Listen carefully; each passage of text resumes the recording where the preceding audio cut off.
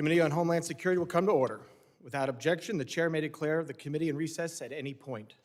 The purpose of today's hearing is to conduct oversight of the Department of Homeland Security and assess priorities for U.S. Immigration and Customs Enforcement, U.S. Customs and Border Protection, and U.S. Citizenship and Immigration Services for the calendar year 2026.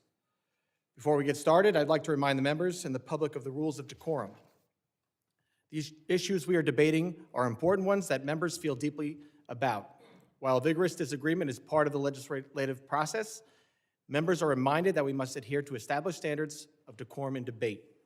It is a violation of House rules and the rules of this committee to engage in personalities regarding other members or to question the motives of a colleague. It is also a clear violation of the rules of the House to make statements that might personally be offensive to the President or the Vice President of the United States. Remarks of that type are not permitted by the rules and are not in keeping with the best traditions of our committee. The chair will enforce these rules of decorum at all times and urges all members to be mindful of their remarks. Further, under the rules of the House, the chairman is responsible for maintaining order and preserving decorum in the committee room. I expect audience members to be respectful of the witnesses, members, and the public. If members of the audience are persistently or overly disruptive, it is a violation of federal law and you'll be subject to removal and arrest. I now recognize myself for an opening statement. I want to start by thanking our witnesses for appearing before the committee today. Today's hearing provides the American people the ability to hear directly from the leaders that enforce our nation's immigration laws. It is our imperative as representatives of the people to be a voice for the people. Transparency, communication, and accountability are keys to good government. This is why oversight is important. Informing Congress and the public is not casting accusations, nor is it a punishment. Congress has a duty to hear directly from the executive branch, a duty I take seriously. And the executive branch has a duty to keep us informed. While this hearing was long planned, we sit here today at an inflection point, an opportunity to assess and reinforce the integrity of immigration enforcement and to strengthen public trust. An opportunity to emphasize and underscore the Department of Homeland Security's no-fail mission as a whole. My top priority as chairman is, and will always be, protecting America while ensuring the safety of law enforcement. This is further important in the context of another potential shutdown of the department. Let me be clear, shutting down DHS makes America less safe and negatively impacts thousands of federal employees like those at TSA and CISA. The Department of Homeland Security is the nation's largest federal law enforcement agency. It is this committee's duty, regardless of administration, to conduct oversight. We need to examine how DHS components are enforcing the law and ensure they have the resources in place to do work safely, effectively, and properly. Last year, we provided historic resources through reconciliation to strengthen public safety and support for the Trump administration's unprecedented efforts to secure the border. This was the single largest investment in the domestic Homeland Security mission. To succeed, we all need to work together seamlessly, and this committee is a partner in that effort. It is important to remember how we got here. For years, we witnessed a blanket refusal to enforce the law, wide open borders, catch and release policies, and uncontrolled mass migration. These policies undermined the rule of law and endangered all Americans. Enforcing immigration law is not optional. The Trump administration's record on border security is irrefutable. Nationwide border encounters last December decreased 91% compared to 2023. Apprehensions between ports of entry last December decreased 86% compared to 2024. And we ended last year with 8 consecutive months of 0 parole releases by Border Patrol. Further, thousands of criminal illegal aliens have been detained and deported. These actions make America safer and more secure. But the credibility of these successes is on the line. We must take the temperature down and look at the record of enforcement actions through rational eyes. We've seen a significant increase in violent rhetoric and agitation. We've seen a significant increase in attacks on federal law enforcement and in the number of threats facing them and their families. This committee highlighted the threat increases to law enforcement at an earlier hearing. We have seen state and local jurisdictions refuse to protect federal law enforcement officers. And obviously, we have now seen the deaths of 2 American citizens in Minnesota. This is all unacceptable and preventable. The safety of law enforcement and the communities they serve and protect must always come first. When officials or elected leaders rush to conclusions about law enforcement or their fellow Americans, public trust suffers. There must be complete and impartial investigation. I expect each of our witnesses to keep this committee fully informed as the investigations run their course, and I will ensure this happens. While these investigations are ongoing, officials and elected leaders cannot rush to judgment. I cannot put myself in the shoes of law enforcement, nor can I imagine what the families of Ms. Good and Mr. Preddy are enduring today. Public trust and public safety go hand in hand. We cannot have one without the other. I'm encouraged to see that President Trump sent Border Czar Tom Homan and Commissioner Scott to Minnesota to work with Governor Walz, Mayor Frey, and other local leaders. I sincerely hope this dialogue continues. This should stand as an example of cooperation to anyone who continues to incentivize reckless behavior in our streets, unlawfully impede law enforcement operations, or disparage their fellow citizens. State and local officials should be partners, not obstacles when it comes to public safety. And federal officials should keep in mind that this kind of partnership is a two-way street. Everyone should have the same goal of keeping America safe. Transparency and communication are needed now more than ever. The department's no-fail mission hangs in the balance. A rule-based order is not one-sided. Enforcing immigration law and defending all Americans' constitutional rights, including the rights to peacefully protest, bear arms, and privacy, are not mutually exclusive. I want to thank Secretary Noem for making these witnesses rapidly available, and again, thank the three of you for being here today. As Border Czar Homan recently said, you can't fix problems if you don't have discussions. I hope we can have a positive, civil, and productive discussion today. Only together can we make our community stronger and the homeland safer for the future of all Americans. I now recognize the ranking member, the gentleman from Mississippi, Mr. Thompson, for his opening statement. Thank you very much, Mr. Chairman. Good morning to all of you who are here. Thank you for calling this hearing today. This important hearing has drawn a great deal of interest and attention, and many of my colleagues who represent the border city of El Paso and who have been leader on border security, Veronica Escobar, has joined us today and would like to ask questions of our witnesses.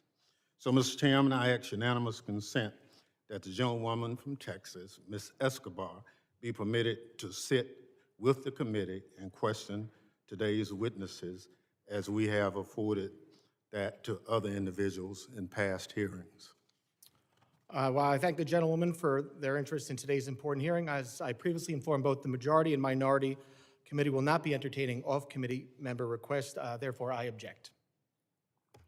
Well, your objection is noted, Mr. Chairman, but I would, for the record, want to say that it's highly unusual that a member of Congress sitting with as much impact on immigration as her area is not afforded that courtesy.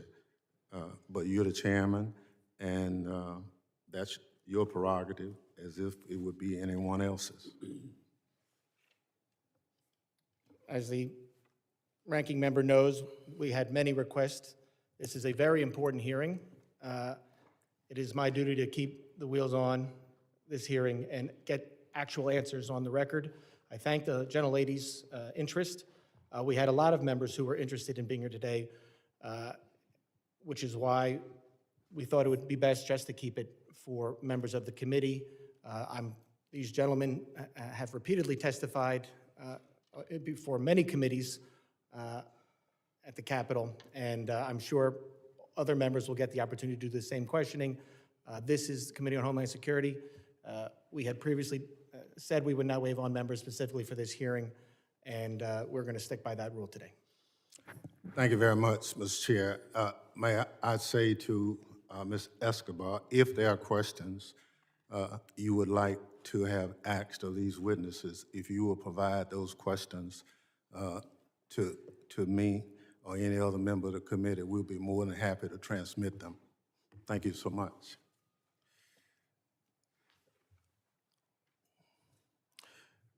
I hope my Republican colleagues will remember that our job is to conduct oversight, not cover for Donald Trump and his out-of-control administration, which is running roughshod over Americans' rights, killing U.S. citizens and threatening our very democracy. The disease rotting the Trump administration from the inside out started at the top and has infected every part of the executive branch. Nowhere is that more evident than at the Department of Homeland Security.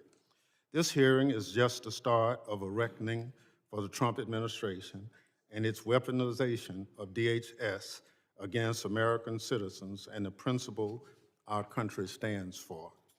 DHS, led by Secretary Kristi Noem, must be held accountable for its lawlessness immigration operation. They are reckless, creating chaos in our communities, terrorizing adults and children alike, and undermining our moral authority as a nation of liberty and rule of law. Last month, an ICE agent shot and killed Renee Good, a Minneapolis mom, in cold blood as she drove away from him. After killing her, the agent called her a disgusting name I won't repeat here. Other agents refused to allow a nearby physician to treat her. Democrats called for accountability. Instead, Secretary Noem blamed the victim, Ms. Good, and attempted to gaslight Americans with false claims that Ms. Good was a domestic terrorist. Renee Good was nothing of the sort. She was a mom, a wife, a neighbor, and an American citizen who did not deserve to die at the hands of her own government. She should be alive today. Ever since, the Trump administration has devoted the full resources of the federal government to blocking a legitimate investigation into Ms. Good's killing. If that isn't a sign of guilt, I don't know what is. Federal prosecutors had a warrant to collect evidence from Ms. Good's vehicle for a civil rights investigation into ICE's use of force, but FBI Director Kash Patel and other Trump administration officials demanded they drop it. Career prosecutors, duly bound to the rule of law, not the political prerogatives of the White House, resigned in protest. Blocking an investigation into the government's use of force against one of its own citizens is a self-dictatorship, not democracies. Every American should be outraged. Democrats tried to get answers in the aftermath of Ms. Good's shooting. We called on Acting Director Todd Lyons to testify at the committee's hearing 3 weeks ago. Unfortunately, he turned down the committee's invitation. This is part of a pattern of the Trump administration's refusal to comply with regular congressional oversight. Committee Democrats have sent multiple letters to ICE and CBP on critical issues, but most of them, 10, have gone unanswered, Mr. Chairman. I ask unanimous consent to include all 10 of these records letters into the record. Without objection. ICE has blocked members of Congress from visiting its detention facilities, even after reports of horrific conditions, detainee abuse, and a detainee being murdered in a DHS facility. I was one of those individuals who parted to a lawsuit to try to get ICE to just follow the law that says members of Congress can visit ICE facilities and present themselves at any time. So I understand that it's still being litigated, but I've been given authority to go, and I plan to do it this week just to test ICE's adherence to the law. Mr. Lyons is here today, nearly a month after we invited him. I guess DHS needed time to get his story straight before he came to testify under oath.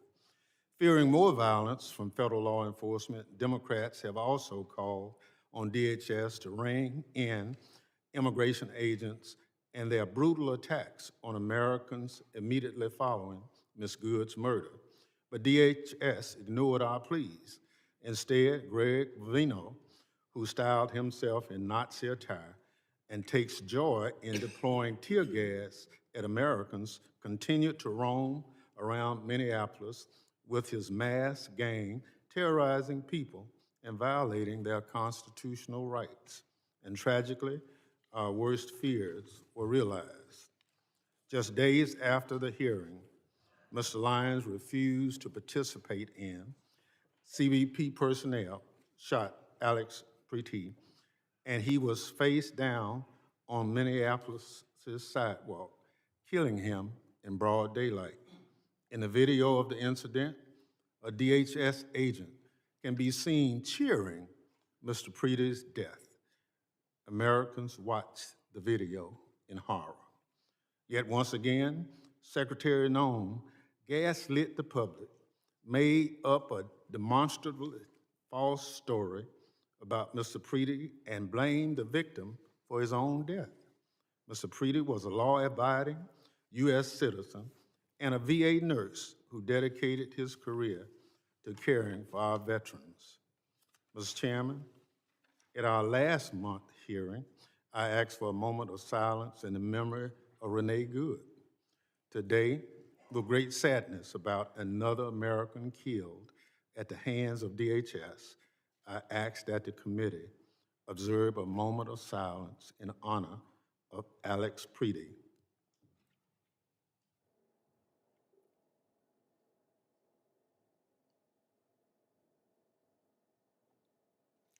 Thank you. The slaying of Ms. Good and Mr. Preety by DHS are the most tragic examples of what is wrong with Trump's DHS, but far from the only ones. Last fall, a Border Patrol agent shot Miramar Martinez, a U.S. citizen and preschool teacher from Chicago, 5 times. The agent bragged in text messages about shooting her, saying, quote, "I fired 5 rounds and she had 7 holes, but that in your book, boys." Again, the Trump administration tried to blame Ms. Martinez, the victim, but prosecutors dropped charges against her when it became apparent that the evidence contradicted the Border Patrol's phony account. Unlike Ms. Good's and Mr. Preety's, we can no longer tell their stories. Ms. Martinez has shared her story about what Trump's DHS did to her. I want to play a bit of the video here because people need to see what ICE and CBP are doing to Americans. So this is the first one I realized. I was like, oh, it's just a pepper pellet, but no. And then I got shot right here. And then I have a wound on the side of my chest right here. And then I got 2 holes in my thigh. And then right here. Wow. Right here. Wow. You're covered in wounds. Wounds, yeah. And I want people to see like what's going on, like the type of stuff they're doing. What happened to Ms. Martinez, Ms. Good, and Mr. Preety is a scourge on this country and shameful chapter in our nation's history, but tragically, there's more. DHS agents recently used a 5-year-old Ecuadorian boy, Lehman Ramos, as bait to lure his family members outside their home to arrest them. The family had entered the country legally as asylum seekers and were living in Minnesota while awaiting their immigration proceedings.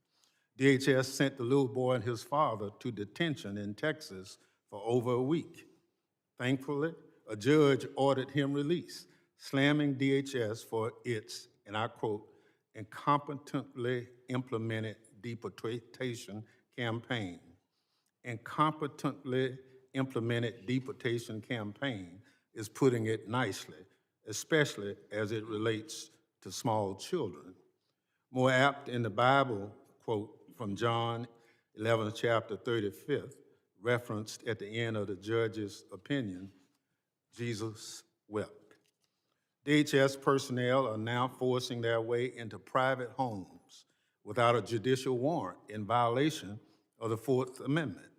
In one recent incident, ICE dragged a U.S. citizen from his home at gunpoint in underwear before realizing they had picked up the wrong person. The person ICE was actually looking for was sitting in jail in Minnesota. The Minnesota Department of Corrections says that ICE had this information all along. Bystander videos from Minneapolis and cities around the country show ICE and CBP personnel behaving like unprofessional goons, cursing at bystanders and mooning people from their hotel rooms. News reports have a Border Patrol agent was found passed out, drunk, and covered in vomit in a vehicle. And ICE personnel apparently stole a child's phone and sold it for cash. It's an embarrassment, and DHS's so-called leadership should be ashamed, if only they had any shame. Secretary Noem, Department of Homeland Security, has the blood of American citizens on its hand, but she takes no responsibility for anything. To the contrary, Secretary Noem was last seen in this committee room hiding behind her family in a desperate attempt to distract from her department's failures and abuses. Then she ran from our questions, leaving early under the guise of needing to attend a meeting that it turns out didn't even exist. Her inexcusable behavior should come as no surprise. She's always been more concerned with photo ops and wardrobe changes than following the law and fulfilling the mission of her department. Since being sworn in, Secretary Noem has enriched herself, abused the power of her office, obstructed congressional oversight, and violated her oath to the Constitution. Donald Trump and Kristi Noem are doing real damage to this country and to the department that was stood up 25 years ago in the wake of 9/11 to protect American citizens from future attacks. Secretary Noem is a liar with no concern for the lives of Americans killed by the department she runs. She must go. Mr. Chairman, I yield back. Gentleman yields back. Other members of the committee are reminded that opening statements may be submitted for the record. I would now like to formally introduce our witnesses. First is Mr. Rodney Scott. Mr. Scott is Commissioner of U.S. Customs and Border Protection. After decades of service at CBP, including a stint as Chief Border Patrol, he has served as a Senate-confirmed commissioner since June of 2025. Second is Mr. Joseph Edlow. Mr. Edlow is Director of Citizenship and Immigration Services. Director Edlow has served in numerous legal roles across executive branch and Congress, including Chief Counsel to USCIS. Mr. Edlow has served as a Senate-confirmed Director since July 2025. Third is Mr. Todd Lyons. Mr. Lyons is the Acting Director of Immigration and Customs Enforcement. Acting Director Lyons began his federal service in the U.S. Air Force in 1993 and joined ICE as an agent in 2007. Mr. Lyons moved up the ranks and has served as Acting Director since March of 2025. Thank all the witnesses for being here today. Pursuant to Committee Rule 8C, I ask that the witnesses please rise and raise their right hand.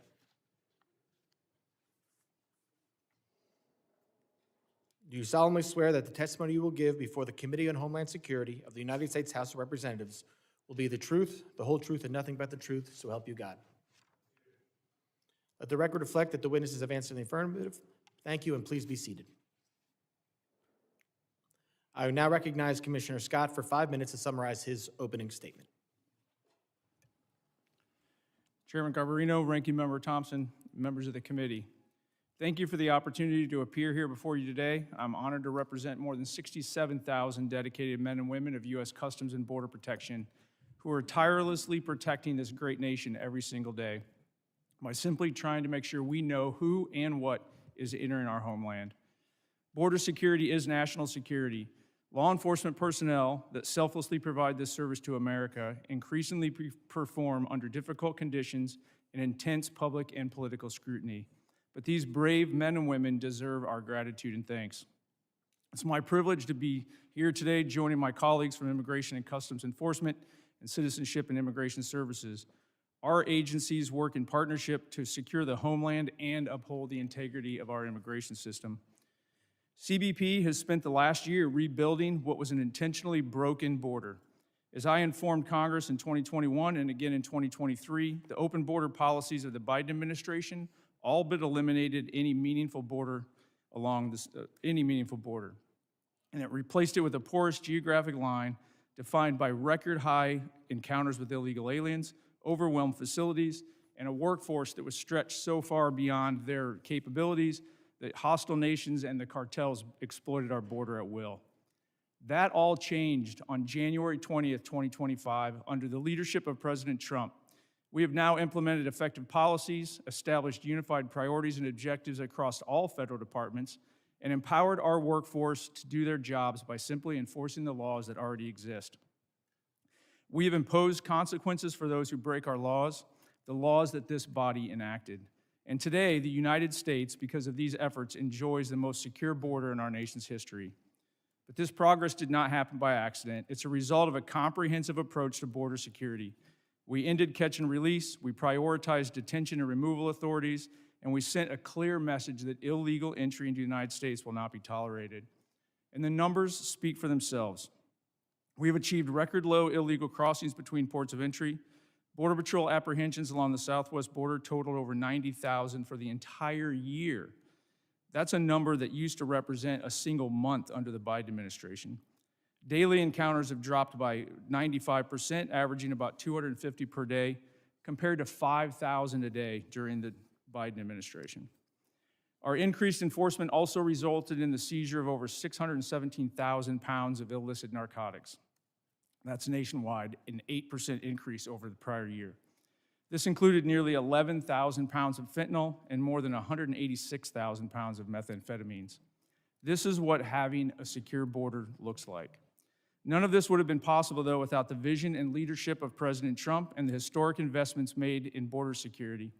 The One Big Beautiful Bill, a $65 billion investment, is enabling CBP to modernize border infrastructure, deploy additional advanced technology, and to grow our workforce. Since January 2025, CBP is building Smart Wall at record levels. We're installing high-tech attributes where the Biden administration had shut it off. We're installing water barriers along the Rio Grande River, which denies criminals access to these routes. But that is not all.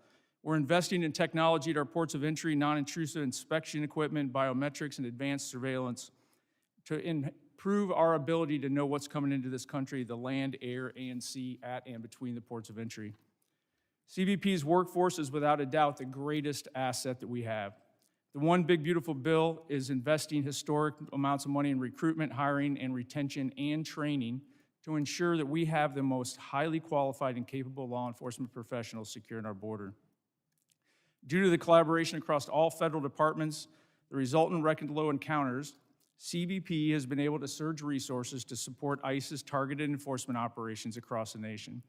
CBP is integrated with ICE and other partners to identify and remove dangerous criminals and others who remain in the country illegally. As recent events have demonstrated, though, our officers and agents are increasingly facing an unprecedented level of aggressive interference and intimidation when executing the laws that you have asked them to enforce. These attacks on federal law enforcement personnel are coordinated and well-funded. This is not peaceful protest. No law enforcement officer should be put at personal risk simply for doing the job that we have asked them to do. I thank you for your continued support of CBP's mission, and I look forward to answering your questions today. Thank you, Commissioner. I now recognize Director Edlow for 5 minutes to summarize his opening statement. Thank you, Mr. Chairman. Chairman Garbarino, Ranking Member Thompson, and members of the committee. It is an honor to speak to you about the priorities and progress of U.S. Citizenship and Immigration Services. I'm grateful for your partnership as we work together to uphold the rule of law, protect our citizens, and safeguard our homeland.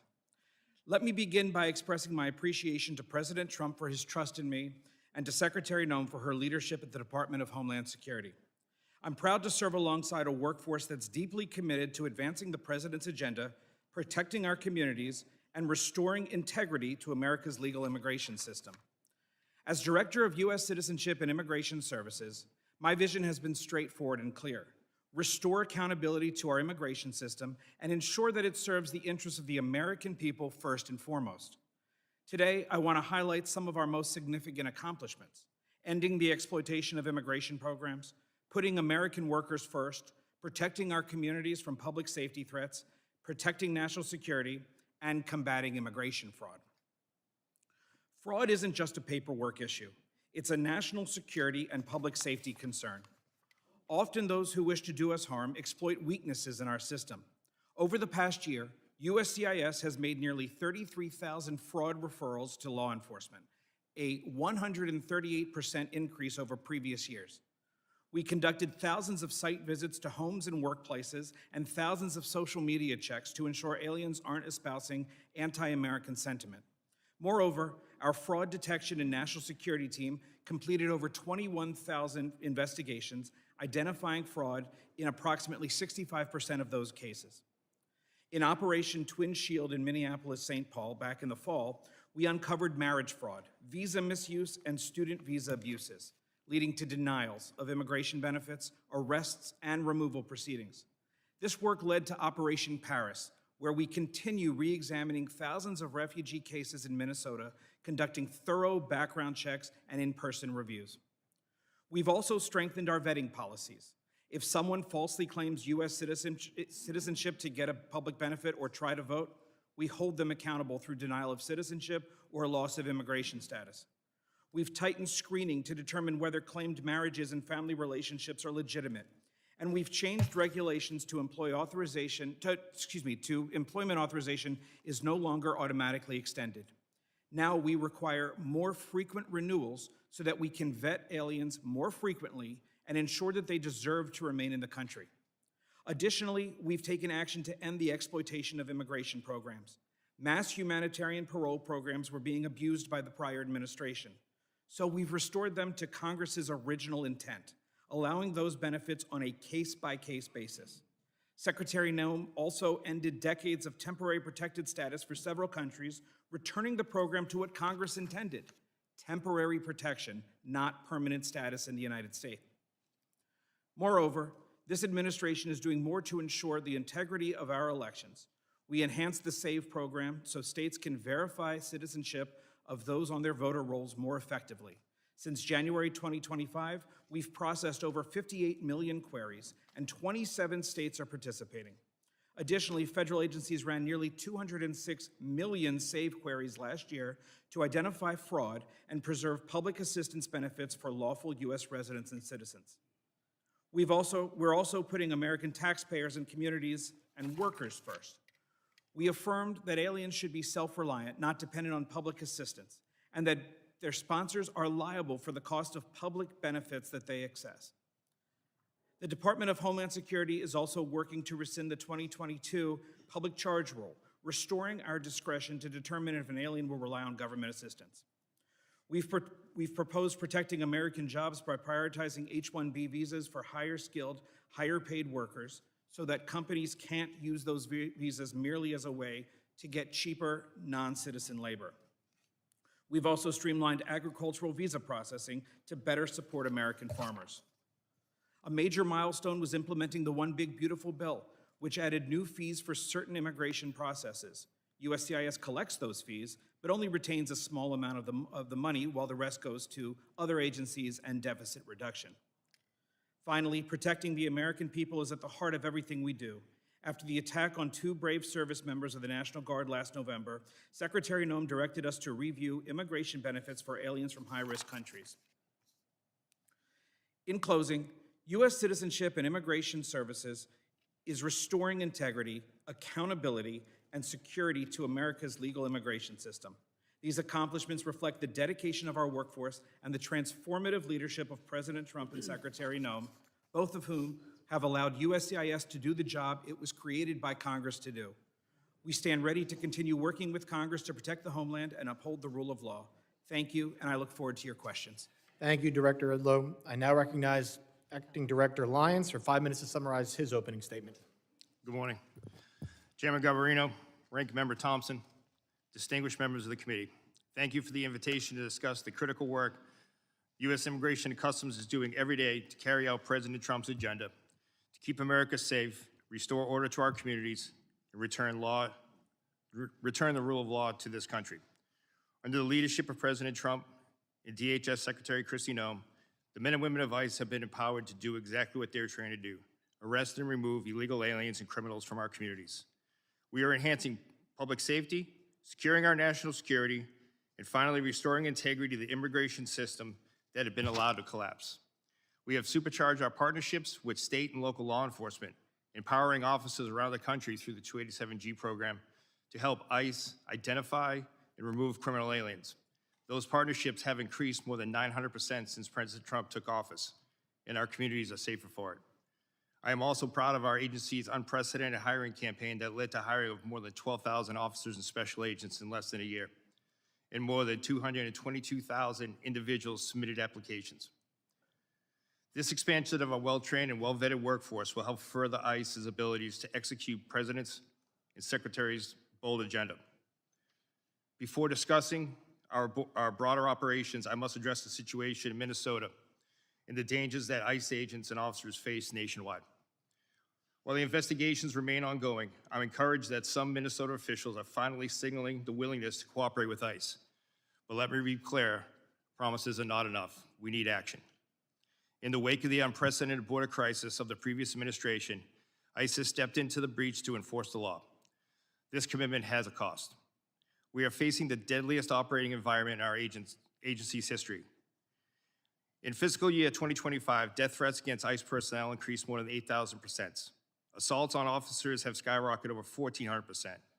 One officer in Minnesota had his finger bitten off by a protester, egged on by elected officials characterizing our officers as the Gestapo of secret police. The families of ICE personnel have been made to feel unsafe in their homes. I know this firsthand because my own family was targeted. But let me send a message to anyone who thinks they can intimidate us. You will fail. Despite these perils, our officers continue to execute their mission with unwavering resolve, and we are only getting started. ICE remains committed to the fundamental principles that those who illegally enter our country must be held accountable. Since the beginning of the second Trump administration, we have achieved historic results.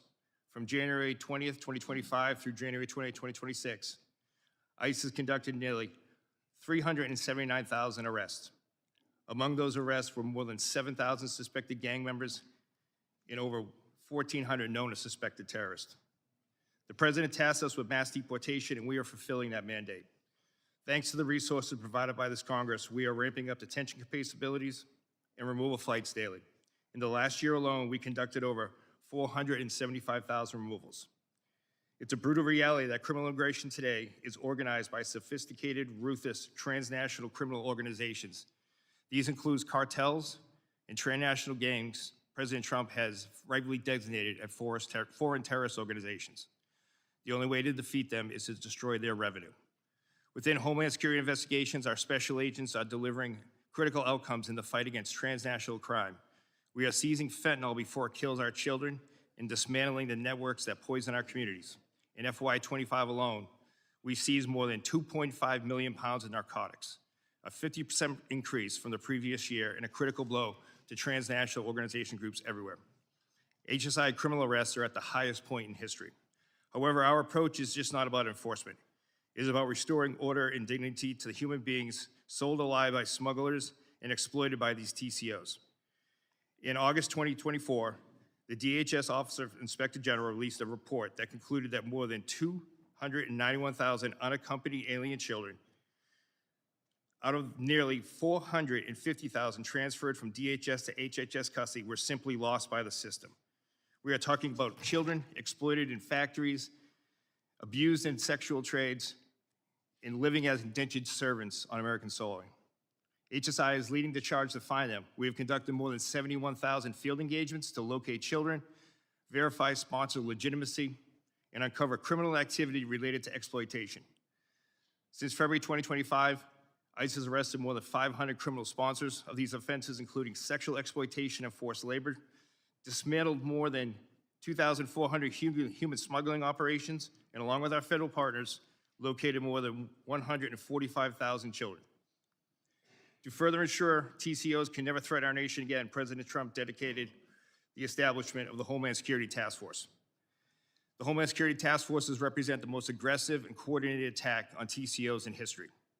Through Cross-Border Financial Crime Center, we have developed and implemented a strategy to combat rampant fraud, including government programs in Minnesota and across the country. Using this strategy, HSI has opened numerous criminal investigations into the complex fraud systems that have resulted in the thefts of billions. Much of the fight ICE faces continue to be fueled by so-called sanctuary cities. These jurisdictions provided a shield for criminal aliens when a local jail refuses to honor ICE detainer and releases that predator back into the community. ICE exists to enforce America's longstanding immigration and custom laws. These laws are grounded in common sense, national sovereignty, and simple morality. Our officers and agents enforce these without hesitation, without apology. I ask that all the members of the committee treat them with profound respect that they have earned. Thank you. Thank you, Acting Director Lyons. Members will be recognized by order of seniority for their 5 minutes of questioning. As we have when Secretary Noem was here, we're going to limit it to the 5-minute rule. I'm going to be strict on that for both sides. So do not be surprised if you go over, I gavel you down. I now recognize myself for 5 minutes of questions. Acting Director Lyons, I understand that you cannot discuss the details of the 2 recent shootings in Minnesota because they are subject of several investigations, including by the FBI, the Department of Homeland Security, and the DOJ Civil Rights Division. Once concluded, will you commit to providing the reports and findings of each investigation to this committee? Yes, Mr. Chairman, we're fully committed to give you the full and unabridged investigation and the outcome. Thank you. Commissioner Scott, can the committee have the same commitment from you? Yes, sir. Thank you both. Commissioner Scott and Acting Director Lyons, following this hearing in writing, I'd like to know what is the standard operating procedure for each of your agencies for an investigation when deadly force is used. Currently, Acting Director Lyons, are those procedures being followed for the 2 uses of deadly force in Minneapolis this past January? Yes, Mr. Chairman. Were those, and Commissioner Scott, Yes, sir, they are. were the standard procedures followed from the beginning? Mr. Lyons? Yes, sir, they were. Mr. Scott? Yes, for CBP, they were as well. Thank you very much. We're obviously concerned about officer safety and have seen and heard about increasing threats and assaults against law enforcement. Director Lyons, are your officers trained regarding the difference between a protected protest and what is unlawfully impeding law enforcement? Yes, sir. Deportation officers and special agents are taught at About the Federal officer safety? Law Enforcement Training Center. They are taught in defensive tactics, personal safety, but as well as laws to include First, Second, Fourth, Fifth, 10th, 14th Amendment. The officers are trained before they go out into the field, and then while they're in the field. They are specialized training in disturbance control and other special tactics. Commissioner Scott, are your officers similarly trained? Yes, they are. At FLETC, ongoing training in the field, and then anytime we're deploying them to the interior, they get updated law refresher training to include First Amendment and Fourth Amendment. So I want to focus on the training here because with the historic investment in both ICE and CBP, there was a surge in hiring. I need to know, for these new hires, is the training different than what other agents and officers received before the hiring surge? Mr. Lyons, I'll let you start there. No, sir, it's not. The training was never, the meat of the training was never removed. The timeline was. We took training from 5 days a week, 8 hours a day, to 6 days a week, 12 hours a day. In addition to that, training is different in the fact that before officers even go to the Federal Law Enforcement Training Academy, there's pre-employment training, which we never had before. And on top of that, we've adapted our on-the-job training program, which is much like a city or state field training officer program that once they are removed from the Federal Law Enforcement Training Academy, have graduated, before they return to their field offices, they're assigned a field training officer, and that's continued on after that. So let me get this go. For ICE officers, the curriculum has stayed the same, but it's now a quicker training. The timeline has moved up? That's correct, sir. Okay, but the curriculum is the same. Yes, sir. All right. Commissioner Scott, can you talk about if there's been a change in training since the hiring surge? There's been no change in the training within Customs and Border Protection. Border Patrol agents go through a 117-day academy. The CBP officers go through a 103-day academy. That's actually training days. There's been no changes to that. So- The only change that has been made is in our quarterly training. We've added scenarios based on what we most likely think they will encounter in the field. So we've actually added some of the protest type encounters as well. So there's been no change in the timeline either? Similar, ICE did that, you did not? No, we did not. Okay. And while, this is nothing, well, because this is my last question, I'm sure. While understanding they are not suitable for every occasion, there's been a lot of talk about the use of deadly force. Are agents and officers equipped with and trained in the use of tasers or other less lethal alternatives to avoid the use of deadly force? And Mr. Director Lyons, I'll start with you, and then Mrs. Scott, you can finish. Yes, sir. Every deportation officer special agent are trained in secondary weapons, which include the taser, OC spray, and baton. They're And trained those are made available. and they're equipped. Yes, sir. Mr. Scott? It's a similar answer that all of our agents have to carry a secondary weapon. They trained at the academy, and then they go through quarterly refresher training every 3 months. Okay, I appreciate it. I will have, I'm sure, for some follow-up questions today, and I will submit those to you in writing. But with that, I yield back, and I now recognize the ranking member for 5 minutes of questions. Thank you very much, Mr. Chairman. Mr. Lyons, how many ICE agents have cameras as of today?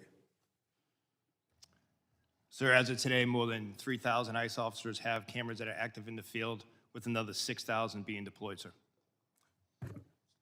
So how many in the field? How many ICE agents are in the field as of today? Oh, I'm sorry, sir. Agents in the field today? You said agents in the field. I'm just trying to get the number of ICE agents who have cameras on their body as of today. Approximately 3,000, sir. 3,000 out of how many? Out of approximately 13,000, sir, that are in the field. So you have 3,000 out of 13,000 who have cameras. Yes, sir. Mr. Scott? I don't have the actual number in front of me right now. It's about 10,000. We're building that program out as we speak. 10,000 out of how many? Out of about 67,000. But the Out of- catch there out is of- the ports of entry, we have significant video. Nope. I don't want to go to ports in. I just want to know how many cameras right now do you have on your agents? When you say agents, Border Patrol agents, there's about 10,000. 10,000 estimate, out, 10,000 out of how many? Out of 20,000 Border Patrol agents. So half of them. Approximately, yes. So I'll give you a chance to look at that, since you said approximately, and get back to the committee on what's the accurate number. Not how many you're purchasing, how many as of this day. Understood, and I will get you that number. Thank you. Mr. Lyons, what's the regular timetable of training an ICE agent?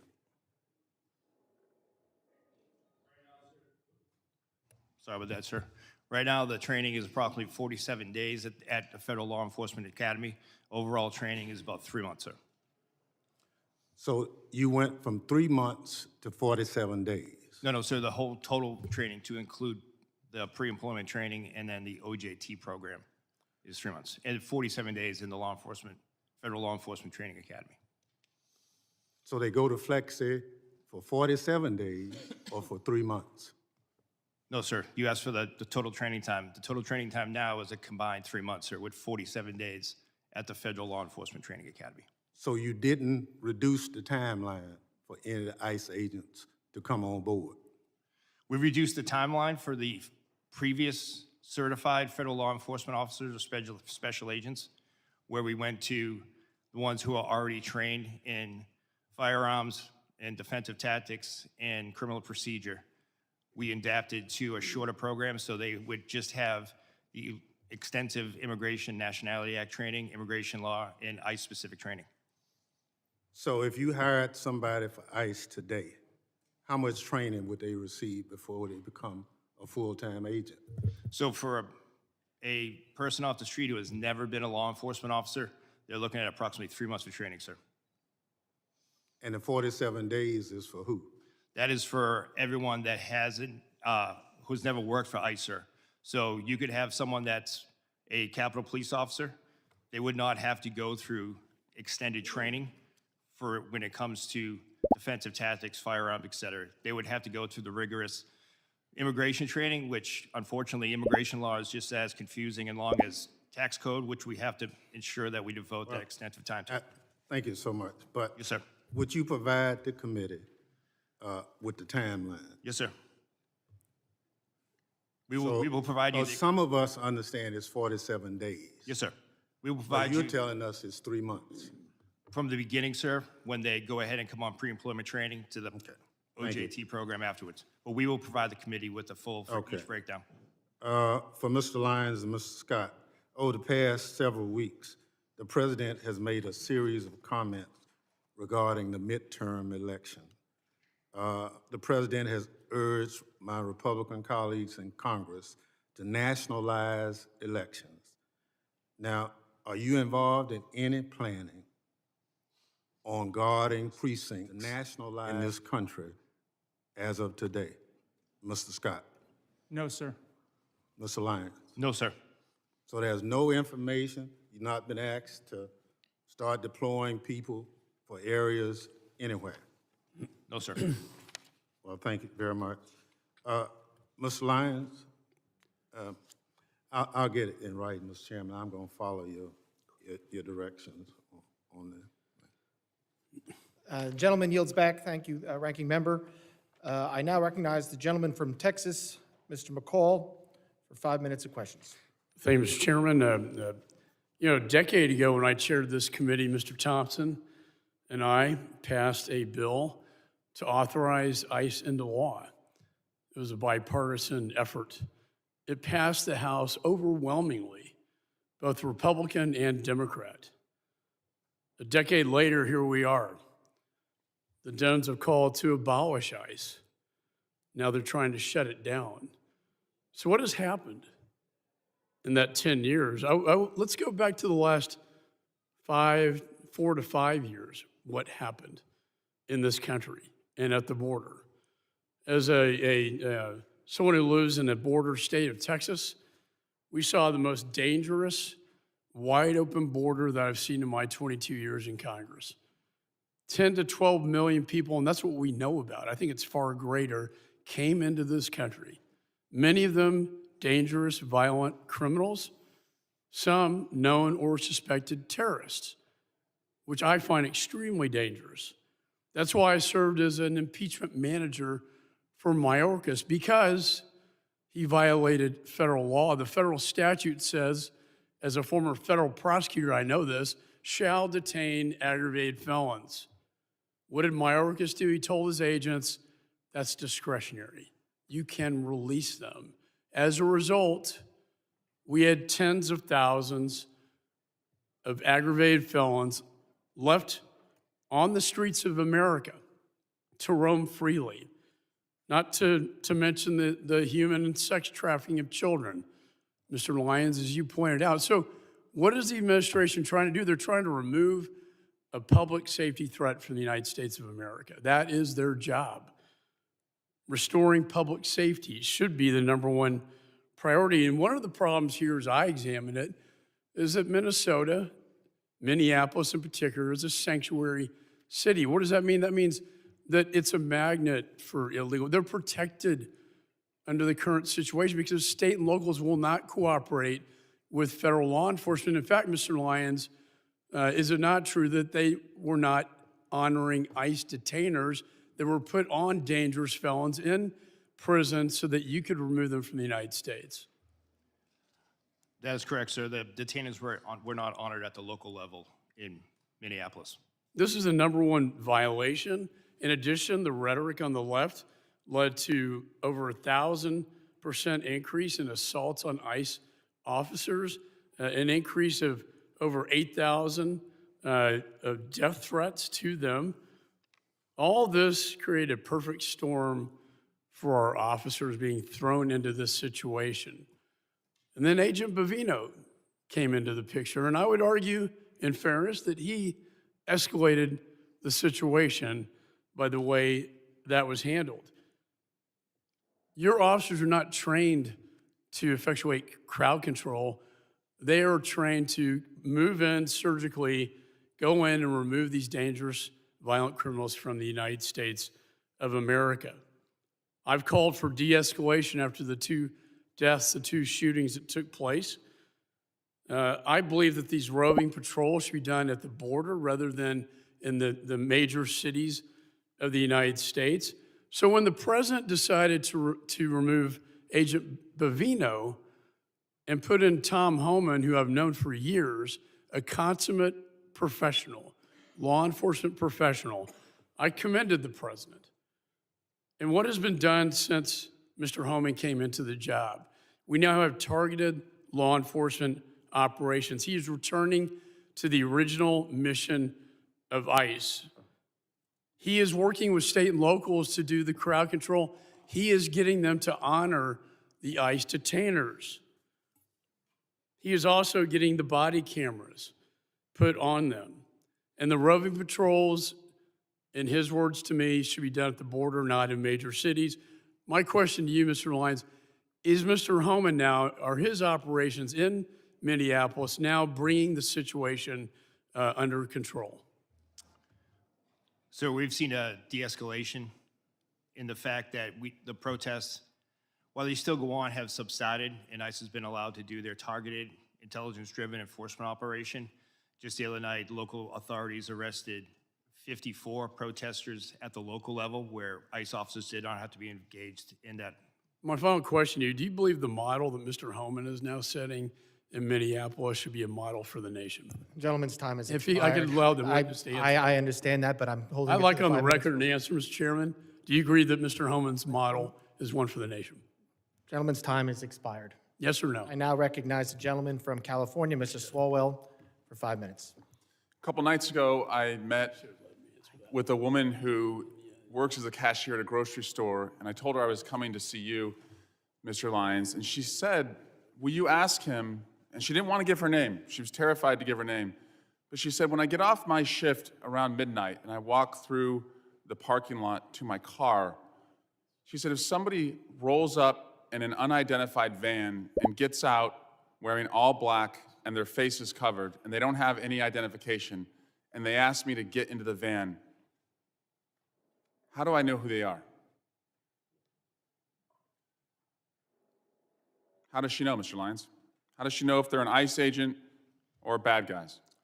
Sir, ICE agents have identifiable placards on their uniforms as well as their badges representative, but you won't see ICE agents rolling through the parking lots and just snatching someone up. ICE does intelligence-driven, targeted enforcement operations. Well, Mr. Homan and others have said that they target individuals based on the color of their skin and the accents that they speak, and that's why people are running through the fields and factories where they work. Director Lyons, last year you said in Phoenix at the Border Security Expo that you wanted to see a deportation process that was like, quote, Amazon Prime, but with human beings. Mr. Lyons, how many times has Amazon Prime shot a mom 3 times in the face? None, sir, but you're also... It's the square root of 0, that's right. Yes, sir. Yeah, but if we're going to go down that route of my comment, I did say that comment. However, that comment was taken out. If you go back and watch the video, I did say that we need to be more efficient when it comes to removing individuals from the United States because ICE doesn't detain punitively. We detain to remove. I don't want to see people in custody. At the end of my statement was, and again, to your point, it was a industry day for AI and efficiencies. But I did say at the end of it, but we deal with human beings, so we can't be like them. And speaking That's of the key part that you're leaving out. Well, speaking of human beings, how many times has Amazon Prime shot a nurse 10 times in the back? None. How many times has Amazon Prime dragged a woman out of her car by her hair and then dragged her down the street? None. How many ICE agents have been fired for their conduct under your leadership? Sir, I can get you that data. I'll get that back to you. Is it more than 1? I'm not going to speak about personnel actions, but I'll get you that data. Can you tell us if at least, God, I hope at least 1 person has been fired for their conduct since these operations have begun? Are you telling us you can't even say 1 person's been fired? Sir, I'm not going to talk about personnel actions, but we will get back to you. But 2 people have been killed so far, is that right? A nurse named Preddy and a mom named Good. 2 people have been killed so far. Yes, sir. Mr. Lyons, will you apologize to the family of Renee Good for being called a domestic terrorist by the president and his leadership? No, sir. Why not? Sir, I welcome the opportunity to speak to the family in private, but I'm not going to comment on any active investigation. Is she a domestic terrorist? Sir, I'm not going to comment on the investigation, and the president and Secretary Noem are elected officials. That's their right to their comments, but as career law enforcement, we won't speak to any. Do you agree with their comments? Sir, I'm not going to go ahead and talk about any ongoing investigation.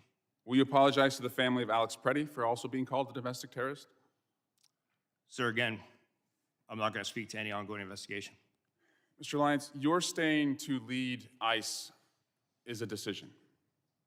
Sir, I'm sorry. Could you repeat Your that? staying on to lead ICE is a decision. And I've read your background. You have a decorated career. You've served in the military. You are what I would call otherwise employable. I think most people would agree this is not the only job that you can get. But since you've been on this job, women have been dragged by their hair through our streets. A 6-year-old child battling stage 4 cancer has been deported, and it turns out he was a U.S. citizen. People are running through the fields where they work. People who've gone to the streets as allies have been shot and publicly executed. It's a decision to stay on at this point. And considering your honorable service in the past and the dishonorable acts that those who have worked for you have conducted, and the disgraceful statements that the leadership above you have said, you now have a decision. Will you stand with the kids who you're supposed to protect, or will you side with the killers bringing terror to our streets? Mr. Lyons, will you resign from ICE? No, sir, I won't. Why not?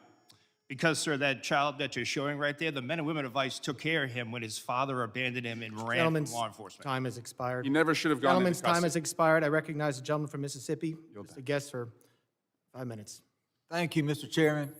Mr. Chairman, we stand on the verge of a second Democrat shutdown of the United States Department of Homeland Security just within the last 90 days.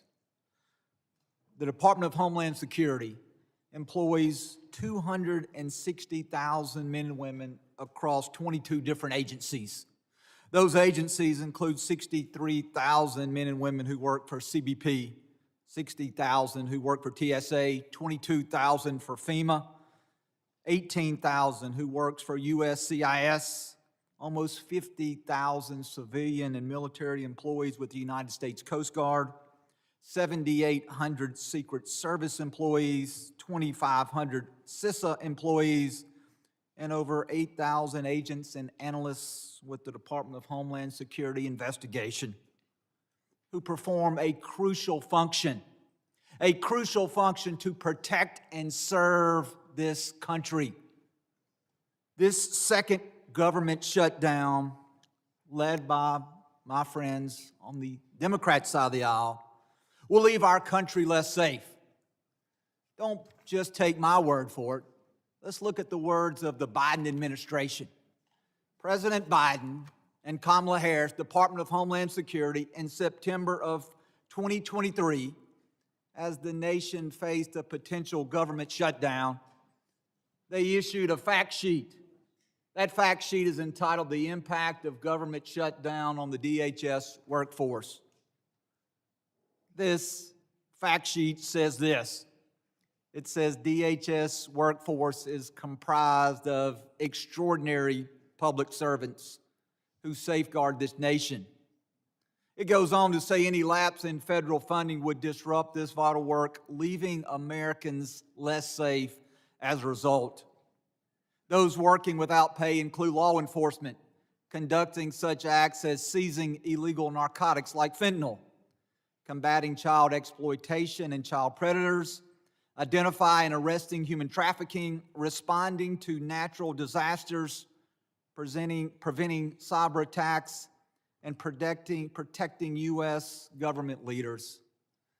And so I ask you, gentlemen, as we are once again on the verge of a shutdown of the Department of Homeland Security, if the Democrats take us to the edge, if they refuse to sign a CR, if once again the men and women who serve under your leadership, if they are once again not paid, I ask you, how will that impact our nation? Will America be more safe, or will America be less safe if we are once again led into a government shutdown by the Democrat Party? Mr. Scott. I believe consistency and seeing support from the leadership of, on both sides of this building and the president is very important to border security. I think the rhetoric and the back and forth, the politicizing of law enforcement in general detracts from the general morale of our personnel. Is it not important that we pay the men and women who serve under your command? It's critically important. And in a government shutdown, the bills don't stop, do they not? The bills continue to accrue. Correct. And the deployment of technology ceases in many cases, and America becomes less safe. Would you agree with that statement? I would agree America becomes less safe. Mr. Edlow, what about you? Well, Congressman, as I'm sure you're aware, USCIS is a little different in that we are fee-funded. So during a shutdown, the men and women working for USCIS will continue to be paid. However, in terms of our screening and vetting enterprises, as well as everything else we do, we have formed very, very strong working relationships with the other components, and that's critical for us to be able to do our work. While we may be there able to continue without our partners being paid and with them being furloughed, it's going to make America significantly less safe. And Mr. Lyons. Yes, sir. It will have a great impact, especially on the Homeland Security task forces and the men and women that are focused on the transnational crime and foreign terrorist organization. Mr. Lyons, very quickly, we've had many members of this committee who have made allegations. The Democrats have once again taken the mantle of the party to defund the police and abolish ICE. Do you wish to take my last few seconds to speak about the consequences that has on the men and women that you serve? The men and women of ICE are sworn law enforcement officers who are dedicated to their mission to protect the United States. Thank you, Mr. Chairman. I yield back. Gentleman yields back. I now recognize a gentleman from California, Mr. Correa, for 5 minutes of questions. Thank you, Mr. Chairman. I want to welcome our witnesses today. Gentlemen, wanted to start out by talking a little bit about my district, Southern California, Disneyland. Southern California is the center of manufacturing for the United States. California, biggest ag state in the Union. California, also, big donor, taxpayer dollars to the United States. President Trump got elected on the promise to deport the worst of the worst. Your numbers, Mr. Lyons, less than 14% of those arrested by ICE first year, 2025, had charges or convictions of violence. 70% of those deported had not even a traffic ticket. Mr. Lyons, I think we're all patriots, but I'm trying to figure out how, this is a question to you, sir, how deporting a nanny makes our nation safer, stronger, how trying to deport the father of 3 Marines make this country stronger, how deporting the parents of a number of Marines at Camp Pendleton makes this nation stronger. Sir, thank you for your welcome, first off. Just to address your, the numbers with the 14%, sir, that's 14% that are listed as violent criminal felonies. However, what's left out of that is the fact that what's left off that list. Those is human 70% trafficking. that don't have a traffic ticket Sir, and deported, how has that made our nation stronger? Sir, if you look at what ICE has done, more than 60% of every individual that is in ICE custody has a pending or a conviction on a criminal charge. Not to count. Sir, let me move ahead. I only have 3 minutes, and we'll talk later. Yes, sir. Let's talk about American citizens. Again, back home. People, young people asking me, what do I have to carry with me so I won't be deported? Is, Mr. Lyons, carrying a passport, is that enough so they won't be detained or deported in my district? Sir, an American citizen shouldn't carry or shouldn't feel the need to carry. Let me tell you what some of your ICE agents have done. They pulled over a gentleman in a pickup truck, showed his passport, they threw it to the side, detained him. What do we have to do to show that we're American citizens? Sir, no What do we American citizen falls under Title VIII. No American citizen will be arrested for being an American citizen. But you just said to my colleague that nobody has been fired because of violations of the law for disciplinary actions, yet this is happening in my district. Mr. Lyons, we're a very boring district. We work hard, mind our own business. ICE in our streets now. People are terrorized. American citizens. Number of cases of Americans being detained, being taken in, some being held for 5 days. Sir, what do we do with those people in that situation? What do we tell them? Sir, I don't know of any particular case that you're speaking of American citizen being held. I'm more than happy to provide you a list, sir. 100%, sir. So let me ask you, sir, are you surveilling U.S. citizens today? No, sir. Those people protesting, practicing this First Amendment right, photos of them, data taken, they're not being placed in any kind of a database? There is no database for protesters, sir. One of your officers in Maine said to one of the individuals protesting, we're going to put your face in a little database. What does that mean? Do you have a little database No, sir. of Americans? No, sir, we don't. Then what do you think your ICE agent was doing to this individual when he said those statements? I can't speak for that individual, sir, but I can assure you there is no database that's tracking United States citizens. Sir, California, we're a sanctuary state. Does that cause you a problem picking up individuals? Yes, sir. I have with me today some data from Sheriff Barnes, Orange County Sheriff, very good friend. He's been here to testify numerous times. For 2025, he referred about 300 individuals for your office to pick up. 250 were picked up, 50 were never picked up. We had a long conversation saying, what is going on? If these are the worst of the worst, you've called ICE to pick them up and you didn't pick them up. Can you explain to us why you didn't pick up all these individuals that were referred to your office to pick up? Yes, sir. That's the key part of that is the referral. We make sure that those individuals are eligible to be placed in detention and for movability. So You in that never case, it would even be- looked at Gentlemen's those time's- individuals. Gentlemen's time's I would like to expired. talk to you about this issue later on, Mr. Lyons. Gentlemen's Thank you very Time much. has expired. I now recognize the gentleman from Texas, Mr. Pfluger, for 5 minutes of questions. Thank you, Mr. Chairman. Why are we here? And I think it's pretty clear that until proven otherwise, at 5 years of experience, that it seems like one side of the aisle is in favor of open borders and wants to abolish ICE. And I hope that that can be proven wrong. And the other side of the aisle wants to enforce the laws that are on the books. Commissioner Scott, how many administrations have you worked for in your career? Since the Clinton administration? So multiple Republicans and multiple Democrats. Correct. Is it a crime to enter this country illegally and to skip a notice to appear, to skip a court-ordered appearance, and to not comply with the laws that are on the books? Yes, sir. Has that changed since you started working for President Clinton? No. So I can't imagine establishing the fact that it is a crime to skip a notice to appear. We had 10 to 12 million people who entered this country illegally in the Biden administration.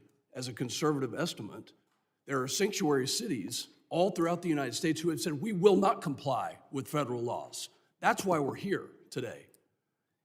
I can't imagine being a DHS officer, an ICE officer, and being threatened with violence, having death threats, being doxxed, having your family identified, putting that on the internet, and violently telling you that they are going to kill you because you are enforcing the laws that are on this book that were passed by both sides of the aisle in this body.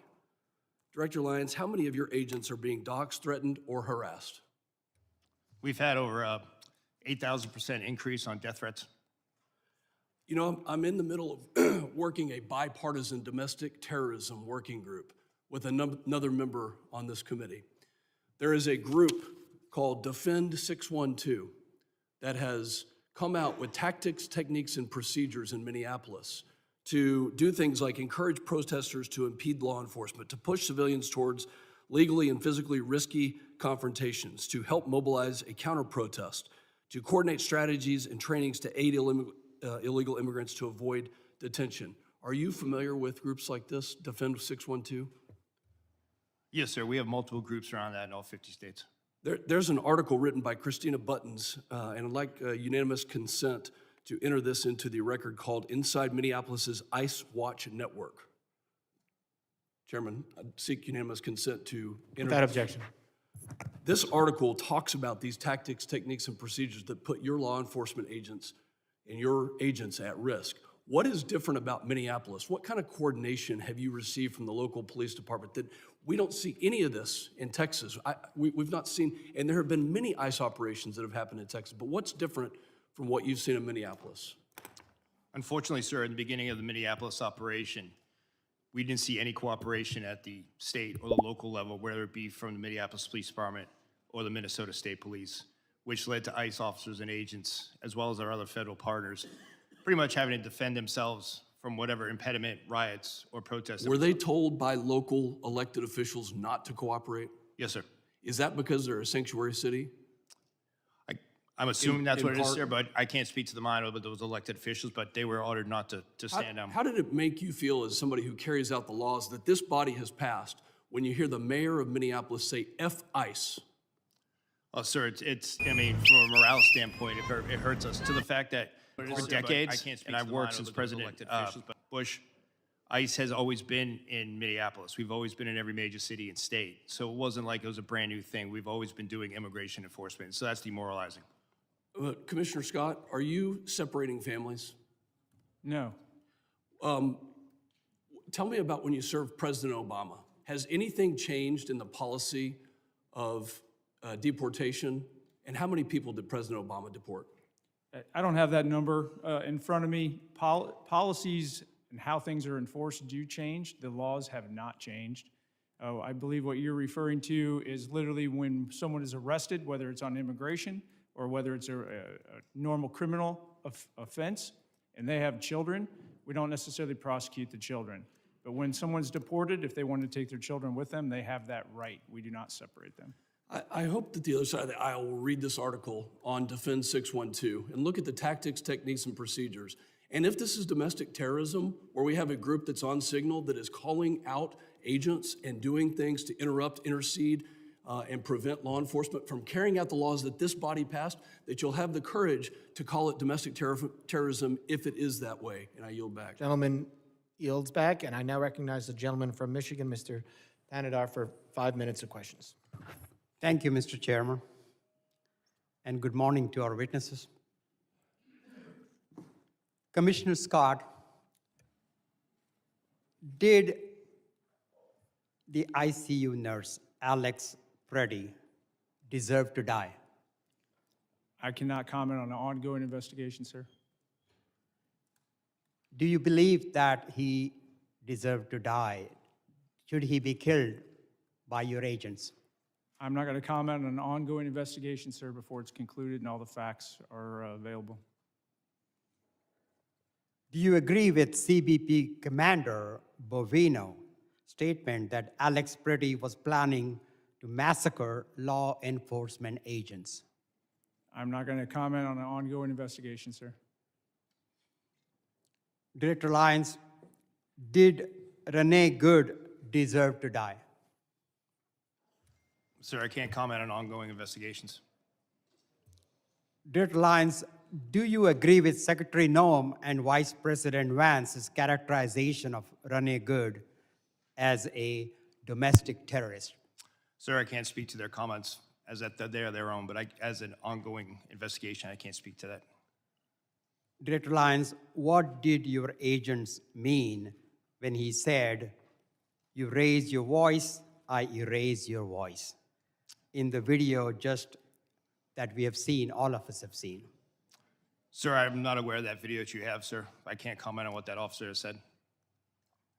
Does that statement, if I show you the video of that, does that statement reflect the value of your agency? And does ICE respect and adhere to the First Amendment? Yes, sir, ICE does respect and refer to the First Amendment, but that doesn't respect, your statement that you said doesn't represent the values of the men and women of ICE. Commissioner Scott, does CBP respect and adhere to the First and Second Amendment? Yes, we do. Don't you agree that Alex Preddy had every right to exercise his First and Second Amendment freedoms before being shot in the streets by one of your agents? I believe every person in the United States has a right to their constitutional rights. Look, I have heard and seen enough. I'm just sick and tired of your agents running around in our cities, in our streets, causing illegal activities. ICE and CBP thugs are roaming our streets, attacking our communities, using our children as bait, referring to people as bodies and numbers, targeting people for their accents and the color of their skin, and killing American citizens, all while showing zero remorse for their actions. Director Lyons and Commissioner Scott, do you think President Trump will pardon you and your boss, Kristi Noem, before he leaves office, just like he has for insurrectionists and his political allies? Do you believe President Trump will pardon you? Because, go ahead. I'm not going to speak on behalf of President Trump, but I'll tell you, I signed up for this job to protect America, and I'm very proud of the service that I provide, and I don't need a pardon from anybody. Well, you better hope so. You better hope you get been pardoned, because you will be held accountable for the absolute disregard of the law your agencies have shown over the past year. Your agencies have lost the trust of the American people, with millions taking to the streets to protect the illegal actions of your agencies. And that's why I introduced a bill in the United States Congress to abolish ICE. ICE must be abolished. I also co-sponsored a bill to impeach Secretary Kristi Noem. And I believe Kristi Noem must be impeached. And this Congress must do everything in its power to carry out oversight actions against these rogues departments, including, if Gentleman's necessary. time has expired. A witness has requested a break. Committee will recess for 5 minutes. Members of the audience will remain seated.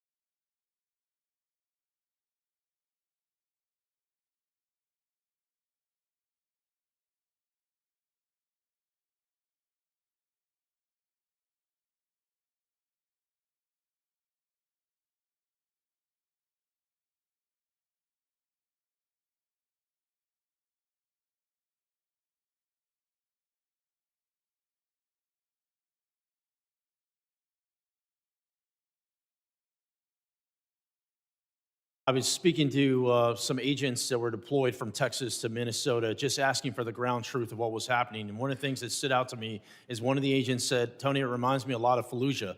Having someone that served in Fallujah, that caught my attention. And so my question first is to you, Commissioner Scott, is on the safety of our agents. In particular, I see that these task forces work, these anti-gang, these anti-terrorism task forces. But thinking of Fallujah reminds me of we were fighting a war that was the Persian Gulf when the world had changed. And so my question is there a way we can protect our law enforcement, our federal law enforcement agents, in particular through, I've got a bill in particular through bulletproof glass or ballistic windshields. Is that something you think that could help protect the law enforcement officers that are on the front lines? I think that can help protect the officers on the front lines, but it goes much farther than that because things have changed. So the tactical infrastructure at the border, the bulletproof vests, all of that helps tremendously, but we're fighting a different fight now. The reason you saw so many people surged into LA at one point and then now into Minneapolis was because we had to surge additional resources in to protect the ICE agents that were literally just going to try to make a lawful arrest. So we had to put in 2 teams. One to do the arrest and another one to deal with the protesters. Luckily, CBP, well, not luckily, unfortunately, CBP's had to build out this capability over the years because we had been dealing with increased protests at the border, mass incursions, so we trained our people how to do crowd control. But let's not miss the fact that we have coordinated, well-funded, and I think insurgencies or terrorist organizations, however you want to call it, literally trying to prevent legal laws from being enforced in the United States. That is a dramatic change. That's why we've had to shift. So we got to figure out how to protect our officers and agents more holistically. On social media, how do we keep them from being doxxed? When somebody goes to like did to Director Lyons, they follow his kid home and then have protests in his front yard and then put it out live on video. That needs to be a crime. I don't want to violate anybody's right to free speech, but going into your front yard and harassing your family just because you're a law enforcement officer, that should not be a protected action. The world has changed, and we need to change with it to make sure our federal law enforcement officers and their families are protected. My next question is for Director Lyons. Body cameras have been deployed in Minnesota. I think transparency helps regain public trust. Is there any plan to release any of the footage to the public? 100%, sir. That's one thing that I'm committed to is the full transparency, and I fully welcome body cameras all across the spectrum in all of our law enforcement activities. It is, sir. Body cam footage will be released. I agree with you completely. Everyone assumes this body camera footage is bad footage. So, in so many cases, it's the exact opposite, and we get a show from the officer's lens what exactly they're dealing with on a daily basis, not just a 15-second clip we see on TikTok or whatever it may be. I'm very pleased to hear the releasing of more public footage. My next question is for you, Commissioner Scott. As a member of Congress, I have a very similar, all of us, the question's really for all of us. As a member of Congress, what can I do to make sure what happened in Minnesota doesn't happen in my community? Put laws in place that protect our officers and agents so they can go out and do their job confidently and know they really truly have the backing. And then, I got to plug it, actually fund the programs. So when body cameras got rolled out to CBP, the technical capability of the camera got rolled out, but the funding for the personnel to support the programs and the data, that can drain basically all your other operations. So fund the entire program so that we can be transparent and that we can make sure America knows what we're doing because that trust is critically important. Thank you for that. My next question is Director Edlow. Too many times we talk about the enforcement side, which I think is very important. We see the millions of criminal aliens that are loose in our country. We got to go out there and keep our community safe. But we need to be talking more about the legal aspect of it, the people that are doing it the right way. I was very encouraged to see 65,000 visas get released not too long ago. The question I have is, what are the details? What is the timeline behind that? What is the purpose of those? Can you specifically speak to the legal visa process? Well, if you're referring to the 65,000 that were the supplemental Yes. H-2Bs. That's exactly right. So that's there's 60,000 or 65,000, 66,000, excuse me, that go out every year at 2 times in the year. And then Congress has, for many, many years, given the department the authority through the secretary to increase that based on the needs of the country. So those visas were released. I don't remember exactly Gentlemen's when the time has expired. I apologize. And again, any questions? I know I'm being tight on the rules. We have to be. There's a lot of questions. We want to get through everything today. Any members will be able to submit questions in writing, and you can detail these. Thank you very much. I now recognize the gentleman from Rhode Island, Mr. Magaziner, for 5 minutes of questions. Mr. Lyons, has ICE hired anyone who is charged with a crime related to the January 6th riot here at the Capitol? Sir, I don't have that information, but I would say no. Would you, could you find out and please report back? Yes, sir, I'll get that, I'll take that as a Would you hire someone who attacked police officers here on January 6th, even though they were unfortunately pardoned by the president?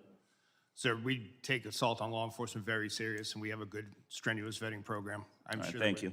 Commissioner Scott, how many of your agents have been disciplined for excessive use of force over the past year? I cannot comment on ongoing or I'm not asking you to current comment on personnel specific action. investigation. How many of your agents have been disciplined? I'm just asking for the total. I'll for get that excessive number force. to you. I don't have it in front of me. All right, I sent you a letter asking that question and haven't received a response. Will you commit to sending a response to me, please? Yes, sir. All right, I'd like you to view this video. This is video of what appears to be pepper spray thrown by a federal agent into Rafael Verraz's car. You okay, Mama? You okay? Seconds later, he realized his daughter, 1-year-old Ariana, was in the back seat, also battling the chemicals. Are you familiar with this incident? Yes. Okay. Now, this is a family of United States citizens who were out to get groceries at a Sam's Club in Chicago.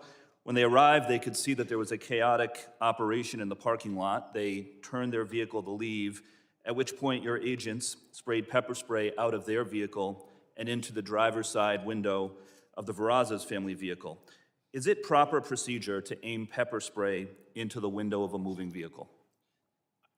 I'm not familiar. I don't have all the details on this. It's an ongoing I'm not asking about investigation, the but to I'm just- answer your specific question, Is it proper we try to procedure? avoid that. No, it's not. Try to avoid it. Because you understand it's dangerous, right? Not just for the driver, but for pedestrians, for other people who could be hit by a car if a driver is blinded, right? I 100% understand that, but you're talking about intentional versus not intentional. Well, now listen. I've been in a vehicle from the in video, one of these situations. Scott, and reclaiming got my pepper time. spray From the in my own video, this face. was clearly intentional, and you know as well as I do that in any other law enforcement agency, if an officer did this, they would be put on leave, investigated, and likely disciplined.